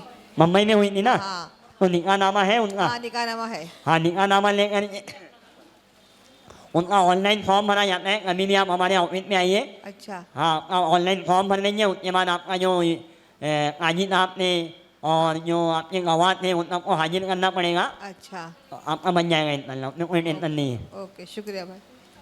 अस्सलाम वालेकुम। वालेकुम सलाम। जैसे मेरे वालिद का नाम मोहम्मद जुनैद आलम है, लेकिन मेरे सब डॉक्यूमेंट्स पे जुनैद आलम है, तो उसके लिए क्या करना पड़ा? मेरे और भी भाई हैं, उनके नाम में भी अलग अलग हैं, किसी में मोहम्मद जुनैद आलम है, किसी में जुनैद आलम है, बीच में एक्सप्लेन भी फ़र्क है। तो पहले अगर आपके पहले देखिए आपके वालिद साहब के पास बर्थ सर्टिफिकेट है क्या? नहीं है उनके पास। स्कूल लिविंग सर्टिफिकेट नहीं है। राशन कार्ड है, वोटर आईडी नहीं, राशन कार्ड छोड़ दीजिए, स्कूल लिविंग सर्टिफिकेट नहीं। स्कूल लिविंग सर्टिफिकेट भी नहीं है। नहीं। वोटर कार्ड में क्या आपके पास है? स्कूल लिविंग सर्टिफिकेट आपके पास वालिद को छोड़ दीजिए, आप में आइए। नहीं है मेरे पास। आपके पास भी नहीं है कोई लिविंग सर्टिफिकेट? नहीं है। तो क्या है आपके पास? बर्थ सर्टिफिकेट है आपके पास? बस सर्टिफिकेट बनाया बाद में, लेकिन तो उसमें क्या नाम लिखा है आपने? जुनैद आलम ही लिखा है उस पर। हाँ, तो फिर उतनी वो मेन बनाइए और सारे डॉक्यूमेंट जुनैद आलम से बना लीजिए। ओके। ये मेरा जो वोटर कार्ड है तो उसके अंदर एड्रेस में मिस्टेक है। हमारे बिल्डिंग का प्लॉट नंबर 271 है असेसमेंट में भी, और मेरे वोटर कार्ड पर पूरी बिल्डिंग के वोटर कार्ड में 279 है। तो मैं गया था वहाँ पर, तो उनका कहना कि यहाँ से एड्रेस बदली नहीं होता, वो मंत्रालय से सब फिक्स होता है। हाँ देखिए, एड्रेस जो है ना जो उनके रिकॉर्ड में रहेगा वो वही आएगा। एड्रेस अभी क्या होता है, कभी कभी हम बिल्डिंग का नाम बदल जाता है, ओनर बदल जाता है, तो वो ओनर की जिम्मेदारी है। वो इलेक्शन आप इनमें जा करके अपना डॉक्यूमेंट प्रोड्यूस करें कि भाई अब ये जगह मैंने ले ली है, अब इस बिल्डिंग का ये नाम है, ये नंबर है, ये वो है। तो वो कोई करता नहीं है, तो जो उनके रिकॉर्ड में है वो वही नंबर आएगा। उसको बदलने की शक्ल पूरी सोसाइटी से करना। जो अगर आपकी सोसाइटी बन गई है तो आप सोसाइटी में एक लेटर लिखिए, सोसाइटी का पैन कार्ड होगा, सोसाइटी का पैन कार्ड होगा, सोसाइटी का इलेक्ट्रिक बिल होगा, वो प्रोड्यूस कीजिए इलेक्शन ऑफिस में जा करके। यहाँ पे नहीं, इलेक्शन ऑफिस मस्जिद बंदर रेलवे स्टेशन के सामने इलेक्शन कमीशन ऑफ महाराष्ट्र का ऑफिस है, वहाँ पे जाके अपने डॉक्यूमेंट प्रोड्यूस कीजिए कि भाई हमारा ये नहीं, अब ये एड्रेस आना चाहिए, तो वो लोग उसके अंदर वो करेंगे। सिंगल आदमी से नहीं होगा। 2 सवाल है मेरे। पहला सवाल तो ये कि मेरे बर्थ सर्टिफिकेट में मेरा नाम ही नहीं है। कोई बात नहीं, बहुत आसानी से बन जाएगा। आपका नहीं 1981 का है जी। हाँ 1989 से पहले जो जितने भी लोग हैं उनके बर्थ सर्टिफिकेट में उनका नाम ही नहीं है, लिख के आता है नॉट इंटेंडेड। कोई बात नहीं है, आराम से आ जाएगा। पासपोर्ट बनवाते वक्त जमा किया था तो अपने हाथ से लिख दिया था उसमें नाम मैंने खुद ही। अभी हाँ एक बात देखिए, मैंने आपको बताते रह गया कि पुराने जो हाथ से लिखे हुए बर्थ सर्टिफिकेट है या टाइप किए हुए बर्थ सर्टिफिकेट है, वो बर्थ सर्टिफिकेट भी बंद हो गए। अब जो है डिजिटल बर्थ सर्टिफिकेट आ रहा है, आप पुराने बर्थ सर्टिफिकेट जमा करके डिजिटल बर्थ सर्टिफिकेट ले लें। तो उसके लिए जहाँ से बर्थ सर्टिफिकेट इशू हुआ था वहाँ जाना पड़ेगा या कहीं भी? नहीं, वहाँ जाना पड़ेगा। यानी कि अपने विलेज जाना पड़ेगा? हाँ, जहाँ से आपने लिया है। जैसे मैं अभी बॉम्बे की बात बताऊँ, जहाँ हमारे यहाँ अलग अलग वार्ड है, तो अगर मैंने ई वार्ड से मेरा बर्थ सर्टिफिकेट इशू हुआ था हैंड रिटन, तो ई वार्ड में मुझे जाना है और डिजिटल बर्थ सर्टिफिकेट का फॉर्म लेना है।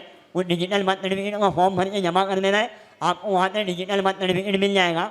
1989 के पहले ये है तो आपका उसमें नाम नहीं लिखा हुआ तो टेंशन की कोई बात नहीं है, नाम उसमें चढ़ जाएगा, आपको डॉक्यूमेंट प्रोड्यूस करना पड़ेगा।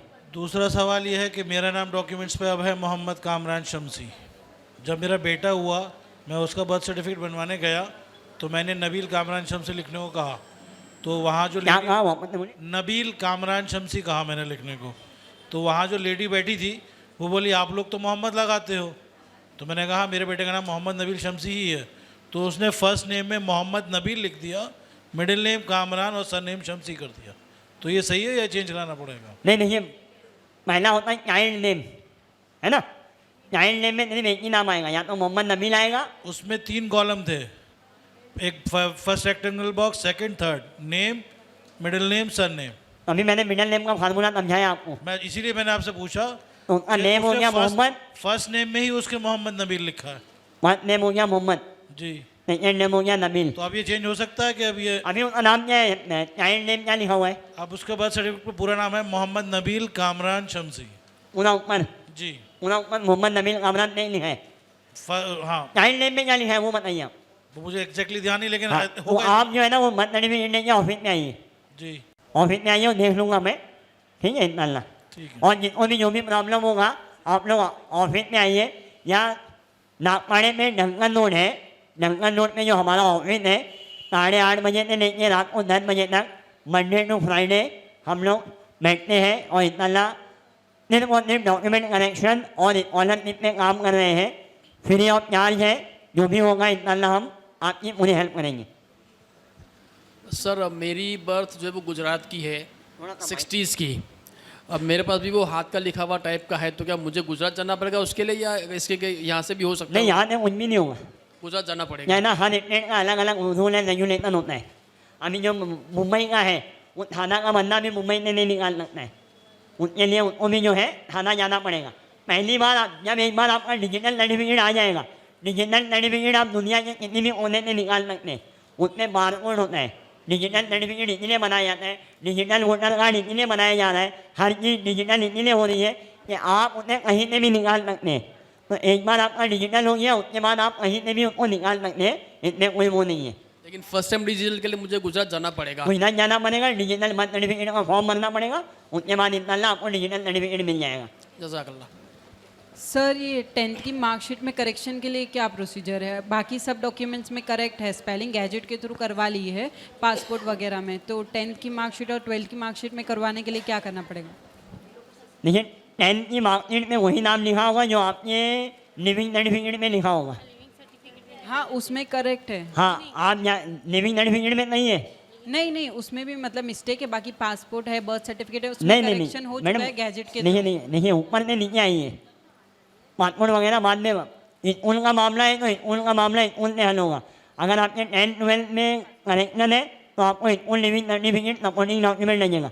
अगर स्कूल लिविंग सर्टिफिकेट में भी प्रॉब्लम है, गलती है, तो वो नहीं होगा, वो नहीं रहेगा। और जो ये मार्कशीट और जो क्या कहते हैं वो एजुकेशन सर्टिफिकेट होता है, वो किसी काम का नहीं होता है, वो घर में रखा जाता है। तो उसमें जो भी है उसको चला लीजिए। जो मेन डॉक्यूमेंट है आपका birth certificate, school leaving certificate और आजकल जो ये आधार कार्ड पैन कार्ड वगैरह है वही नहीं होगा। बाकी जो डॉक्यूमेंट बनाने बन गए जैसे एजुकेशन के, उसमें कोई भी चेंजेस नहीं हो सकते। Okay sir, thank you. Welcome. Nadeem sir मेरा एक सवाल है। मेरे थोड़ा सा माइक। हेलो। हाँ जी नदीम सर मेरा एक सवाल है। मेरे बच्चे के स्कूल लिविंग में और बर्थ सर्टिफिकेट में 1 साल का फ़र्क आता है, 97 और 98, तो उसके लिए क्या करना पड़ेगा? आपका बर्थ सर्टिफिकेट है बच्चे के पास? बच्चे के पास बर्थ सर्टिफिकेट है 97 का है। हाँ। और स्कूल लिविंग में जो है 98 है। नहीं तो आप जो है स्कूल लिविंग सर्टिफिकेट में करेक्शन करवाइए, बर्थ सर्टिफिकेट स्कूल में दीजिए। कितने साल का बच्चा है? अभी तो फिलहाल 25 साल का हो गया है ना? 97 का है ना। आप स्कूल में जाइए, स्कूल में आप जो है रिक्वेस्ट लेटर दीजिए कि भाई ये मेरा बर्थ सर्टिफिकेट है, बर्थ सर्टिफिकेट में 97 लिखा है, आपने 98 कैसे लिखा? आप उनको सही करके लीजिए, क्योंकि बिना बर्थ सर्टिफिकेट के उसका एडमिशन नहीं हुआ होगा। बिना बर्थ सर्टिफिकेट के उसका एडमिशन नहीं हुआ। बर्थ सर्टिफिकेट में 98 है और आपने 97 लिखा या वाइसा वर्ता, तो इसका मतलब है कि स्कूल की मिस्टेक है, स्कूल उसको नहीं करके देगा। नहीं, अगर स्कूल वाले कह देंगे नहीं ये नहीं होता है तो फिर आप मेरे से मिल लिए, हाई कोर्ट का ऑर्डर है मेरे पास, वो ले जाके स्कूल में दे लेना। नहीं कोई मैं एजेंट से मिला तो वो कह रहा गैजेट बना लो, गैजेट से चल जाए। नहीं गैजेट बोला, डेट ऑफ बर्थ का गैजेट कैसे बनेगा? अच्छा। गैजेट तो नाम का बनता है। अच्छा। आप स्कूल ने बोलिए आपकी गलती है, मैं आपके ऊपर केस करूँगा, क्या बोलेंगे? अच्छा अच्छा। गलती आपकी है, मैं आपके ऊपर केस करूँगा। अच्छा। Thank you. जज़ाकल्लाह, बहुत बहुत शुक्रिया। मैं एडवोकेट नदीम साहब का बहुत शुक्रगुज़ार हूँ कि उन्होंने हमें ऐसी मालूमात दी कि बहुत सारे लोगों के बहुत से सवालात के जवाबात दिए, और अभी हमें इस बात का तो एहसास हो जाना चाहिए और कौम को जागना ज़रूरी है कि भाई किस तरीके से हमारे जो डॉक्यूमेंट्स है सही हो जाए, कि हम थोड़ी अपनी आँखों को खोल लें और आँखों को खोल कर जो है अपने डॉक्यूमेंट्स को देखें। उन्होंने अल्हम्दुलिल्लाह एक पर्चा भी हमारे सामने दिया। उस पर्चे को हमारा काम ये है कि खुद भी घर पे जाकर अपने डॉक्यूमेंट्स को चेक करें और अपने घर के जितने अफराद हैं, जितने भी लोग, जितने भी मेंबर्स हमारे घर में हैं, सारों के डॉक्यूमेंट्स को इस तरीके से चेक करें। ये हमारी ज़िम्मेदारी है, ये हमारी नस्लों के लिए हमें फ़िक्र करनी है कि हमारा ये ज़िम्मेदारी सिर्फ अपनी ज़ात के लिए नहीं, अपनी नस्लों के लिए भी है कि वो किस तरीके से जो है उनके डॉक्यूमेंट सही हो जावे और आइंदा लोगों का इसका फ़ायदा पहुँचे। और ये बात कोशिश हमारी ये हो कि खुद भी इस पर अमल नहीं करना है, बल्कि दूसरों को भी इसके लिए तैयार करना है और ये डॉक्यूमेंट्स उन तक भी पहुंचाने हैं, और ख़ुद अपनी ज़ात से अपने आप को छोटा समझकर नदीम साहब के जो ऑफ़िस हैं उस पर जाकर अपने डॉक्यूमेंट्स को सही कराना है। मैंने भी इरादा किया हूँ, आप सब भी इरादा करते हैं इंशाल्लाह। शुक्रिया। और एक ख़ास बात ये है कि हमारे दो उन्वान हैं यहाँ पर, जो दो टॉपिक्स हैं, एक तो डॉक्यूमेंट्स के बारे में है और एक लीगल नॉलेज के बारे में।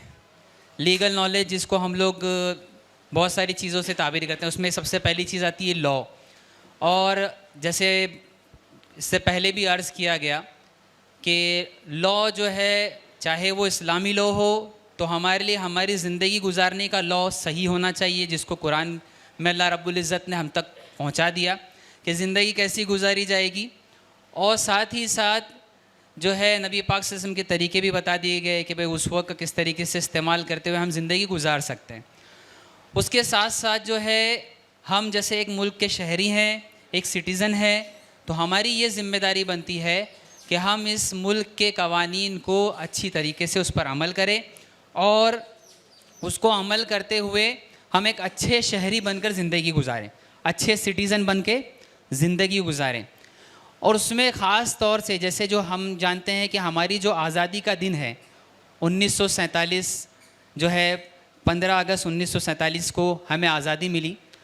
उसके बाद जो है 26 जनवरी 1950 जिसको हम लोग इंडिपेंडेंस डे के नाम से जानते हैं, और ये इसलिए माना जाता है कि हमारा जो कॉन्स्टिट्यूशन है ये 26 जनवरी 1950 से नाफिज़ हुआ, यानी स्टार्ट हुआ, जहाँ से लोगों ने इस पर अमल करना शुरू किया गया।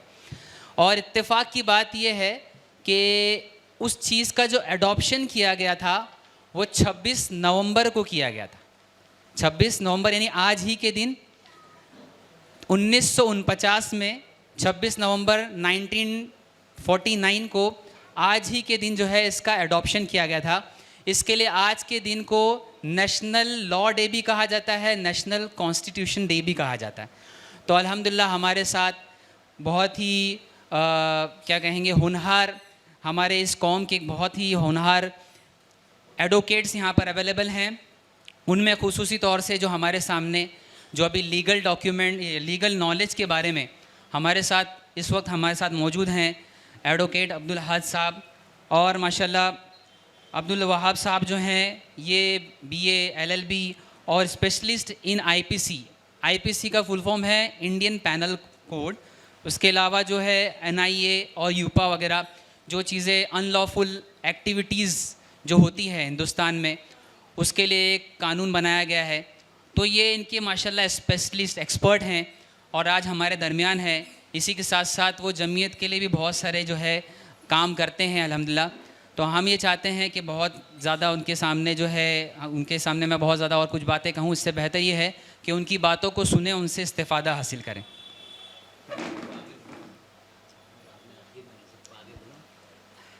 देखिए माशाल्लाह हमारे दरमियान जो है इस वक्त जो है मुफ्ती अशफाक साहब जो जामा मस्जिद ट्रस्ट के जो माशाल्लाह हेड भी हैं, वो कुछ चाहते हैं आप हज़रात से कहना।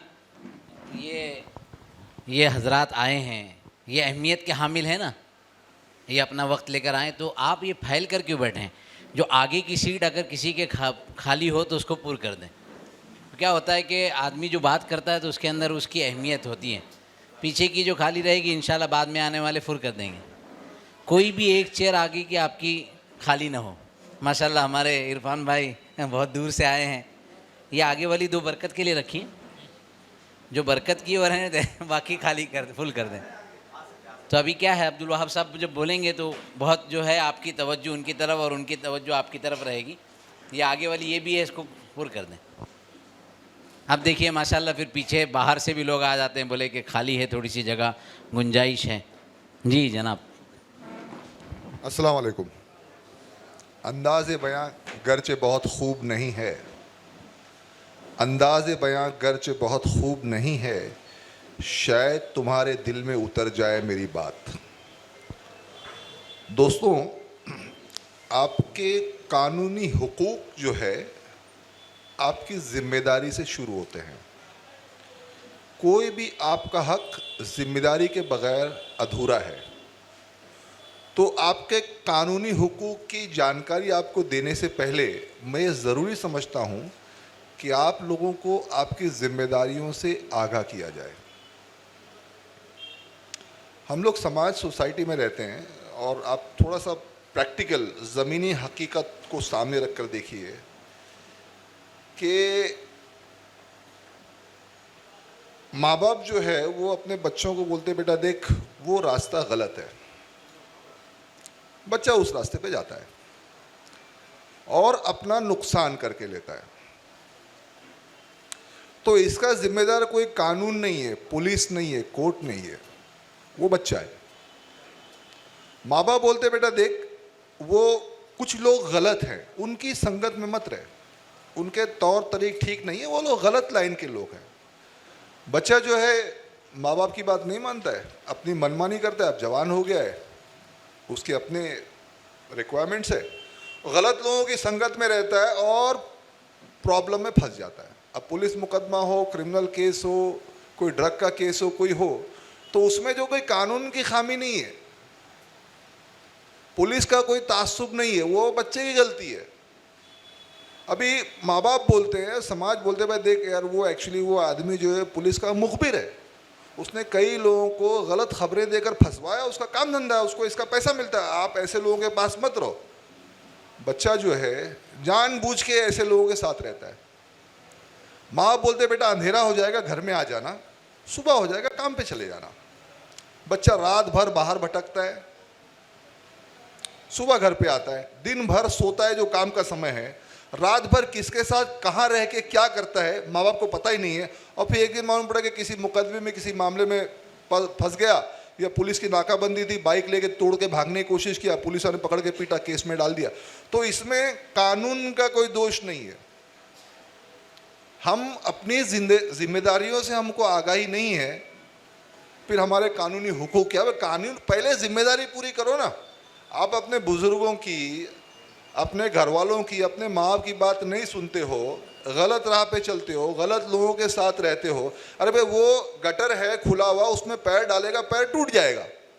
अब डाला पैर, पैर टूट गया, आप इल्ज़ाम किसको दोगे? जिसने पैर डाला उसकी जिम्मेदारी है, उसकी गलती है। तो सबसे पहले जो है अपने हुकूक समझने से पहले अपनी जिम्मेदारियों को समझना ज़रूरी है। पहले अपनी जिम्मेदारी का ख्याल रखें, बाद में हुकूक। अब हुकूक जो है, कानूनी जो हुकूक हैं लॉ के ताल्लुक से, देखिए इसको दो कैटेगरी में आप, दो हिस्सों में बांट सकते हैं।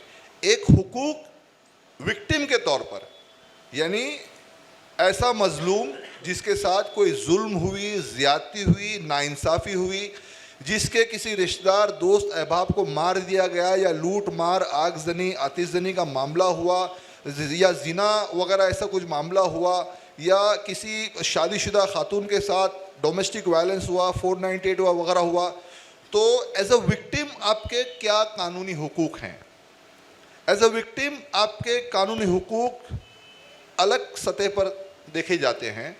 और अगर किसी के ऊपर एक्यूजेशन लगा, इल्ज़ामात लगे, मुलजिम हुआ कि भाई इसने चोरी किया, या खून किया, या जिना किया, या अपनी बीवी पे जुल्म किया, या बूढ़े माँ बाप पे जुल्म किया, या कोई गैर कानूनी काम किया, तो उसके क्या हुकूक हैं, लीगल राइट है, एक अलग फील्ड है। अब देखिए, एक विक्टिम जब समाज में आप रहते हैं, आपको कानून हक देता है कि अगर आपके साथ कोई भी नाइंसाफ़ी होगी, आपकी शिकायत सुनी जाएगी। आप शिकायत करोगे उसके बाद ही सुनी जाएगी। पुलिस और अदालत जो है, मतलब वो कोई ख्वाब नहीं देखते कि फला शख्स के घर में उसके साथ जुल्म हो रहा है और जाओ। और तो सबसे पहले मामला यह है कि आपको शिकायत करनी पड़ेगी। अगर किसी ने नाइंसाफ़ी की, जुल्म किया, कोई क्राइम किया, तो आपको शिकायत करनी पड़ेगी। शिकायत जो है करने के कई तरीके हैं। आप घर बैठे फ़ोन पर शिकायत कर सकते हैं, डायल नंबर दिया, डायल 100, हेल्पलाइन है 103 वगैरह। फिर कुछ ईमेल एड्रेसेस दिया हुआ है पुलिस डिपार्टमेंट वगैरह, आप उसके ज़रिए भी शिकायत कर सकते हैं। आप पुलिस स्टेशन में जाकर जो ऑन ड्यूटी ऑफिसर है उसको ज़ुबानी आप शिकायत कर सकते हैं कि भाई ऐसा ऐसा गुनाह हुआ है, मर्डर, रेप, रॉबरी, डकैती वगैरह ऐसा कुछ जो है, या चोरी हुई है वगैरह वगैरह। छोटे मोटे मामलात में वो लोग ज़्यादा गौर नहीं करते क्योंकि उनके पास दूसरे से ज़्यादा सीरियस मामलात होते हैं, मगर शिकायत करना चाहिए। पुलिस चौकी जाके शिकायत कर सकते हैं। अगर पुलिस वाला उसकी कोई उसके ऊपर दखल नहीं लेता है, कुछ कार्रवाई नहीं करता है, तो आप उस पुलिस वाले के ख़िलाफ़ तहरीरी शिकायत उसके आला अफसरान को कर सकते हैं। और आपने ये सारे रास्तों को अपनाया और उनके आले अफसरान को भी आपने शिकायत की और कोई अफाका नहीं हुआ, कोई कार्रवाई नहीं हुई, तो आप वकील के ज़रिए कोर्ट में प्राइवेट कंप्लेंट भी दाखिल कर सकते हैं। और कोर्ट मामले की नौयत को देखते हुए पुलिस को हुक्म दे सकता है कि इसमें जो है एफआईआर दाखिल करो, या फिर इसके अंदर कोर्ट कहेगा मैं खुद इंक्वायरी करूँ वगैरह करेगा। तो ये जो है एक विक्टिम की हैसियत से आपके हुकूक हैं कि भाई आप अपने जुर्म का, जैसे उन्होंने कहा कि एक शहरी होने के नाते आप अपने नाम का इंदराज कराएं, तो एक अगर विक्टिम है, किसी से जुल्म ज़्यादती हुआ है, तो अपने जुल्म व ज़्यादती का इंदराज कराए, शिकायत करे, पुलिस को सही मालूमात फराहम करे, जो गवाह उसके जहन में है, जिन्होंने मामलात को देखा है, उसकी पूरी मुकम्मल जानकारी दे, और जब मुकदमा शुरू हो तो वो उस मुकदमे में दखल दे सकता है अपने वकील के ज़रिए, इंटरवीनर लॉयर, वॉचिंग एडवोकेट बोल सकते हैं, और सरकारी वकील को असिस्ट कर सकता है।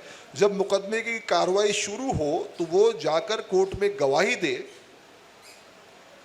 और जो कोर्ट का प्रोसेस है उसको फॉलो करने के बाद कोर्ट उसके साथ इंसाफ करता है। और उसने सही गवाही दिया और कोर्ट को उसकी गवाही पे विश्वास हुआ, यकीन हुआ कि भाई आदमी सच बोल रहा है और जुल्म हुआ है, तो कोर्ट मुलजिम को सज़ा देगा। अगर उसने गवाही में गड़बड़ किया, बराबर गवाही नहीं दिया, उसके मुंह से कुछ झूठ अल्फाज निकले या ऐसे बयानात निकले जिससे जज को ये लगे कि भाई ये आदमी जो है भरोसे के लायक नहीं है, तो उसका फ़ायदा मुलजिम को होगा। ये एक विक्टिम के जिसके साथ जुल्म हुआ उसके हुकूक हैं। मैं सेक्शन वाइज, कलम वाइज या सुप्रीम कोर्ट और हाई कोर्ट के मुस्तनद हवालों की रोशनी में नहीं करूँगा, रात पूरी गुजर जाएगी। एक आम आदमी के लिए ये जहन में रखना ज़रूरी है कि एज अ विक्टिम हम लोग जो है शिकायत कर सकते हैं और करना चाहिए, वक्त पे करना चाहिए। मैं उससे पहले मैं आपको थोड़ा सा एक कुछ मिसाल दूंगा और आप समझने की कोशिश कीजिए। कई मामलात हम लोग जो है बहुत अच्छे से बगैर पुलिस चौकी में गए अपने तौर पर हल कर सकते हैं, मगर क्या होता है कि अना की वजह से, ईगो, मैं, वो हायल हो जाता है। मेरा वज़न, मेरा रुतबा, मेरी पहुंच, मेरा नाम, वो बीच में आ जाता है। ये छोटा, ये गरीब, इसने यूं क्यों किया, वगैरह वगैरह। यूँ मैं मिसाल देता हूँ कि आप गाड़ी लेके रास्ते से गुजर रहे हैं और एक बाइक वाले ने आपकी कार को ठोक दिया। आपके पास दो रास्ते हैं। आप उससे कहें कि भाई आप गलत चला रहे हो, मेरा नुकसान कर दिया, आप गाड़ी ले जाओ, इंश्योरेंस क्लेम कर दो, गाड़ी आपका इंश्योरेंस मिल जाएगा, 2-4 दिन आपको परेशानी होगी। मैं इससे इनकार नहीं करता। एक ये रास्ता है कि बोले जा तेरे को माफ़ कर दिया, मगर तूने मेरा नुकसान कर दिया, देख के चला भाई, और आपने गाड़ी जाके इंश्योरेंस करके आपने अखराजात दे के कर। एक ये रास्ता है। दूसरा रास्ता ये है कि आप अपने मोहल्ले में हैं, आपके 10, 20, 50 लोग खड़े हुए हैं और किसी ने गाड़ी ठोक दिया, नुकसान कर दिया। आप उतरो नीचे, उसको 2 तमाचा मारो, 4 गाली दो, 25 जूते मारो और उसको बोलो जा। अब आप दोनों में जो है आपकी जहनी कैफियत क्या होगी आप देखिए। भाई पहला मामला जिसमें आपने माफ़ किया, आप जाओगे इंश्योरेंस वाले घर पे जाके आप सो गए। दूसरे दिन सुबह नॉर्मली अपने काम पर जाओगे, अपने ऑफिस में बैठोगे, आपका रूटीन सब बराबर रहेगा। आप मोहल्ले में नाके पे चाय वगैरह पीते हो, दोस्तों चाय वगैरह पियोगे, आपका कोई डिस्टर्बेंस नहीं रहेगा आपको। आप बोलोगे यार हो गया था एक मामला, यार थोड़ा सा नुकसान हो गया। ये तो पहले वाली शक्ल जहाँ पे आपने जो है माफ़ कर दिया, मामला दरगुजर किया। अब दूसरा मामला देखो जिसको 4 थप्पड़ मार दिया, 2 गाली दिया, 1 जूता मारा आपने। अब आप घर पे जाओगे ये सोचते हुए जाओगे कि यार कहीं उसको मेरा नाम तो पता नहीं चल गया, कहीं मजहबी फसाद तो नहीं हो जाएगा इसकी वजह से, कहीं पुलिस में शिकायत करने तो नहीं चला गया। अगर उसने चोरी की झूठी शिकायत कर दिया तो मेरे किसी दुश्मन ने मेरी गाड़ी का नंबर तो नहीं बता दिया, साला कल फील्डिंग अगर लगा दिया तो, यार अगर 4-5 लड़के लेकर आ गया तो, अगर मोहल्ले का वो गुंडा वगैरह हुआ तो आपका सारा सुकून बर्बाद होगा, आपकी सुकून नींद बर्बाद होगी, आप अपने ऑफिस में सुकून से नहीं बैठ सकोगे, आप 2-4-10 दिन तक एहतियात बरतोगे कि यार कुछ मतलब लफड़ा नहीं हो जाए, गेम नहीं हो जाए। अब आप सोचिए कि आपने थोड़ा नुकसान बर्दाश्त करके दरगुजर कर दिया, माफ़ कर दिया, और आपकी ज़िंदगी सुकून से चल रही है, और आपने थोड़ा अना की खातिर उस चीज़ को अना का मसला बनाया और आपने अपने हाथ से अपना सुकून बर्बाद किया। तो हम लोग जो है ऐसे छोटे मोटे मामला जो हैं, देखो CRPC में कानून में दो तरह के मामलात हैं, एक कंपाउंडेबल, एक नॉन कंपाउंडेबल। कंपाउंडेबल मतलब जिसमें आप सुलह सफाई कर सकते हैं, सेटलमेंट कर सकते हैं, कॉम्प्रोमाइज़ कर सकते हैं, मुकदमा खारिज करवा सकते हैं, दाखिल होने से पहले उसको फाइल करवा सकते हैं, अगर दाखिल हो गया, चार्जशीट आ गई, हाई कोर्ट से क्वॉश करवा सकते हैं।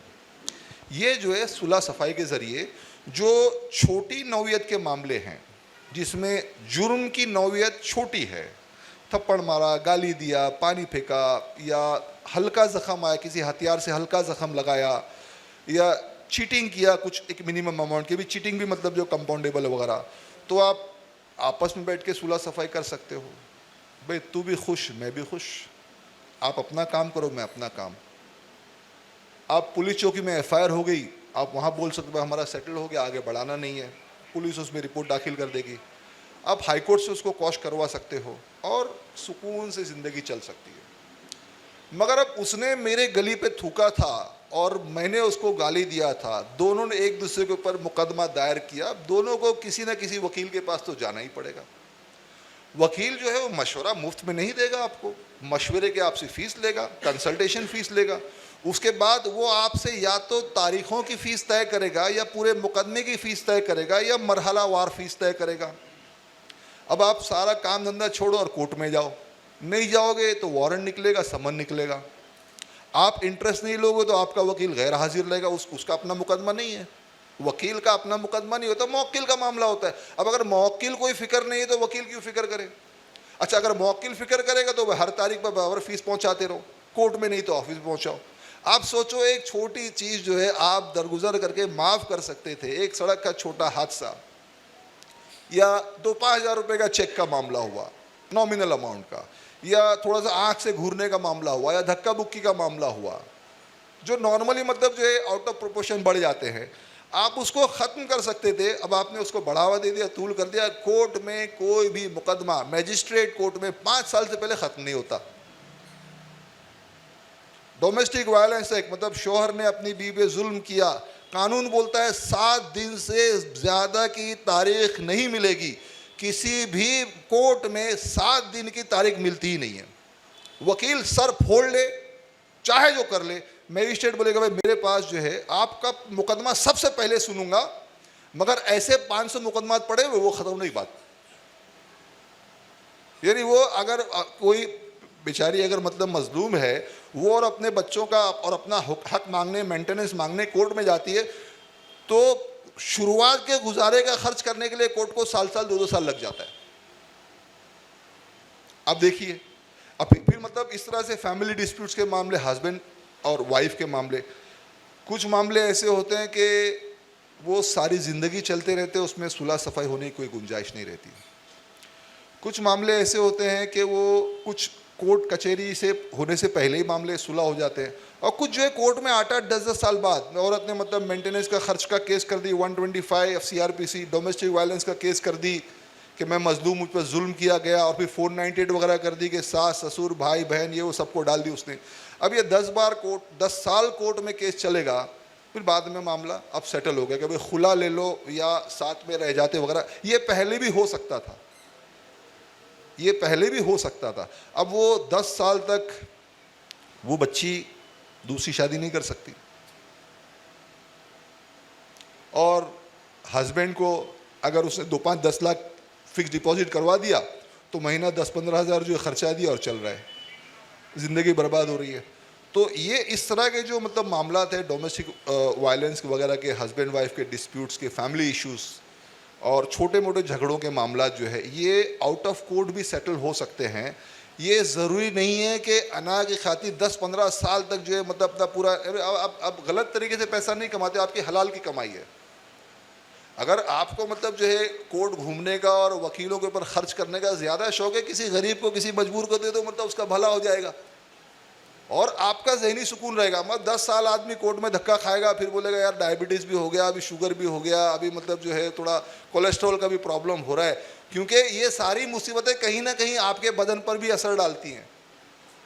जो मुकदमा हुआ, अभी सुबह कोर्ट जाना है, वकील साहब ने बोला नहीं आएगा तो देख सामने वाला वकील लफड़े वाला है, वो कोर्ट में अर्जी करे वारंट निकालो, मैंने शिकायत किया है, मैं मजलूम हूँ, उस पर इल्ज़ाम है और अब ऐसा लग रहा मैं मुलजिम हूँ, मैं हर तारीख पे आता हूँ, आता ही नहीं, वारंट निकालो।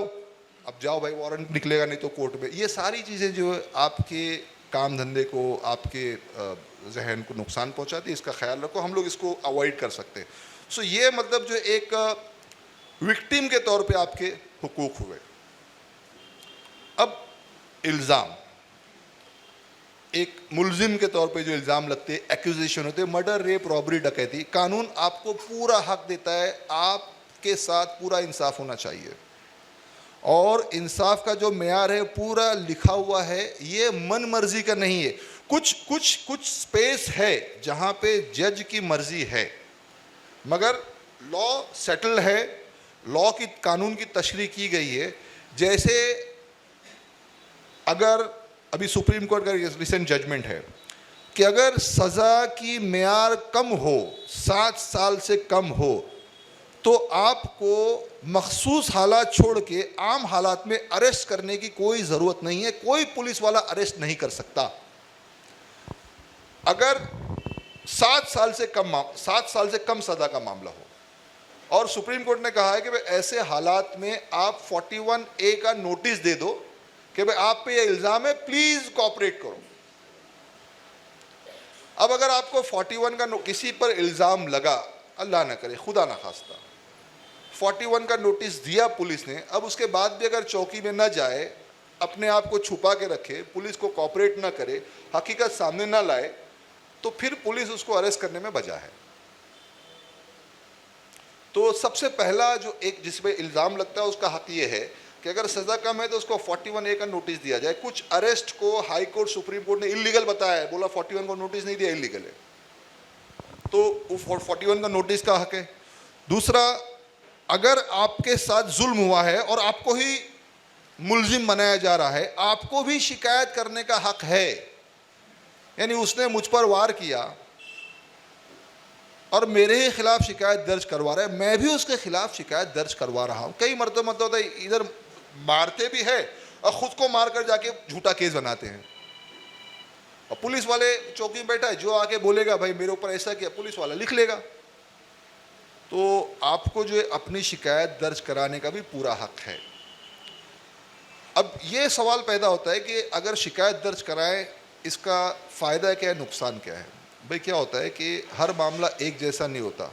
हाथापाई लड़ाई हुई, फाइट वाइट मारा, ये हुआ वो हुआ, मामला अलग अलग हो गया। आपने कहा मैं क्या शिकायत करा, उसने जाके शिकायत दर्ज कराया कि इसने मुझे मारा, बहुत ज़ोर ज़ोर से मारा है और रात में मर गया।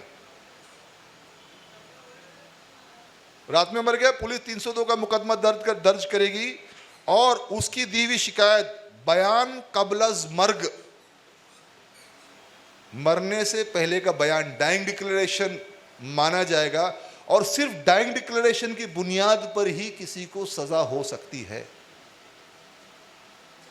मगर अगर आपने भी एक शिकायत दर्ज कराई है कि भाई इसने हमला किया और ये हुआ, तो राइट ऑफ प्रायर डिफेंस आपके सामने है। 5 साल बाद जब मुकदमा चलेगा आप बोल सकते हो कि साहब मैंने उसको मारा मगर इस वजह से। तो एक्यूजेशन होने के बाद भी शिकायत करना आपका हक है, आप कर सकते हो। नहीं लिया, लिख कर दे सकते हो, वकील के जरिए दे सकते हो, घर वालों के जरिए करा सकते हो। और फौरी तौर पे जो सच है उसको रिकॉर्ड पे लाना बहुत ज़रूरी है। मैंने आपको बताया मुकदमे 5-5, 7-7 साल चलते हैं। रेप, रॉबरी, मर्डर, डकैती सेशंस कोर्ट में 5-5, 7-7 साल जेल में रहते हैं अगर जमानत नहीं हुई। अब आप मुझे बताइए कि 5 साल बाद अगर वो मुलजिम कोर्ट में कहेगा कि साहब मैं तो सऊदी में था हादसे वाले दिन, मैं दुबई में था, मुझे झूठा फंसाया, कोर्ट क्या कहेगा कि भैया 5 साल तक क्या आप निप्पल लिए हुए थे मुंह में, आप खामोश क्यों रहे, आपने बताया क्यों नहीं, आपके डॉक्यूमेंट कहाँ है? तो ये 5 साल, 7 साल, 8 साल बाद आपका लिया डिफेंस आफ्टर थॉट है, इसकी कोई वैल्यू नहीं। तो पहली फुर्सत में आपको अगर मुलजिम भी है अपनी शिकायत रिकॉर्ड पे लाना है। दूसरा, आपको अपनी मर्जी का वकील इंगेज करने का पूरा हक है। इंक्वायरी और इन्वेस्टिगेशन के हर स्टेज पर अगर पुलिस ने अरेस्ट किया 24 आवर्स के अंदर उनको मैजिस्ट्रेट कोर्ट के सामने प्रोड्यूस करना पड़ेगा। मैजिस्ट्रेट के सामने आपको अपना वकील, आपका वकील आपकी नुमाइंदगी करेगा, आपका डिफेंस सामने रखेगा, आपकी शिकायत दर्ज कराएगा। अगर आप प्राइवेट वकील इंगेज नहीं कर सकते हो तो सुप्रीम कोर्ट के ये हुक्म है कई मरतबा आपको सरकारी खर्च पर लीगल एड दिया जाएगा। आप जो है वो लीगल एड ले सकते हो, लीगल एड का लॉयर आपकी नुमाइंदगी करेगा। आपका ये हक है, आपको आपके खिलाफ बयान देने पर मजबूर नहीं किया जा सकता। सेल्फ इंक्रिमिनेशन, आप कन्फेशन दो, आप गुनाह कबूल करो, पुलिस के सामने दिया हुआ बयान एडमिजिबल नहीं है, ये कानून है। कोई मुलजिम पकड़ा गया, सब मैंने मर्डर किया, मैंने डकैती किया, मैंने रॉबरी किया, अगर टाड़ा पोटा मकोका स्पेशल केसेस हो जहां वैसे कानून है, कायदे हैं कि डीसीपी या उसके लेवल के ऑफिसर के सामने बयान दिया तो एडमिजिबल है, वो छोड़ के आम मामलात में पुलिस के कितने भी बड़े अफसर के सामने अगर किसी एक्यूज ने बयान दिया, कन्फेस किया, वो एडमिजिबल नहीं है, तो वो भी आपका हक है। फिर जो गवाही होती है कोर्ट में, जब तफ्तीश मुकम्मल हो तो चार्जशीट की कॉपी मिलना आपका हक है, जिसमें आपके खिलाफ कौन कौन से गवाह, उनके क्या बयान हैं, वो सारी बातें होती है। जब मुकदमा चले तो सारी गवाही आपके सामने रिकॉर्ड होती है और अब ये आपकी जिम्मेदारी है कि अपने वकील को हाजिर रखो और आपके वकील का फ़र्ज़ है कि आपका बेहतरीन दफ़ा करे। तो दफ़ा का आपका हक है। जब मुकदमा मुकम्मल होगा तो जो भी मुंसिफ होगा, जज होगा, आपसे सवालात करेगा कि भाई ये 5 गवाह आए थे, इन्होंने आपके खिलाफ फला फला फला फला फला मामला बताया है, आपका क्या कहना है, आपकी तशरीह चाहेगा, आपसे एक्सप्लेनेशन मांगेगा, आपका क्या कहना, आपकी सफाई क्या है, तो वो भी आपका हक है। उसके बाद आखिर में जज कहता है भैया आपको अपने दफ़ा में कुछ गवाह तपासना है, एग्जामिन करना है, आपको खुद की गवाही दर्ज करानी है या आपको कोई डॉक्यूमेंट मंगवाना है, वो भी आपका हक है। वहाँ भी मतलब जो है आप अपने हक का इस्तेमाल कर सकते हो। और फिर उसके बाद अगर किसी मुकदमे में अगर मुलजिम को ये लगे कि मुझे सज़ा गलत दी गई है या सज़ा ज़ायद दी गई है या मेरे साथ नाइंसाफ़ी की गई है, तो उसके ख़िलाफ़ अपेलेट कोर्ट में अपील करने का भी उसका हक है। और ये मतलब ये तो मतलब एक एक्यूजेशन के तौर पे जो हक होते ही है। अभी एक वकील के ताल्लुक से हुकूक मुवक्किल एज अ विक्टिम जिसके जुल्म और ज़्यादती हुई या जिसके ऊपर इल्ज़ाम लगा जुल्म और ज़्यादती का, उनके क्या हुकूक है, एक मुवक्किल होने के नाते, एक क्लाइंट होने के नाते उनका क्या राइट है। भाई आपका ये राइट है कि आप बेहतरीन से बेहतरीन वकील करो। अभी सवाल ये होता है कि बेहतरीन से बेहतरीन वकील का इंतखाब कैसे किया जाए, क्योंकि हर एक वकील जो है हाई कोर्ट से कम के वकील का तो दावा नहीं करता और ज़्यादा होगा तो बोलेगा भाई मैं सुप्रीम कोर्ट का लॉयर हूँ। तो भाई एक आम आदमी जो है इस चीज़ का कैसे इंतखाब कर सकता है।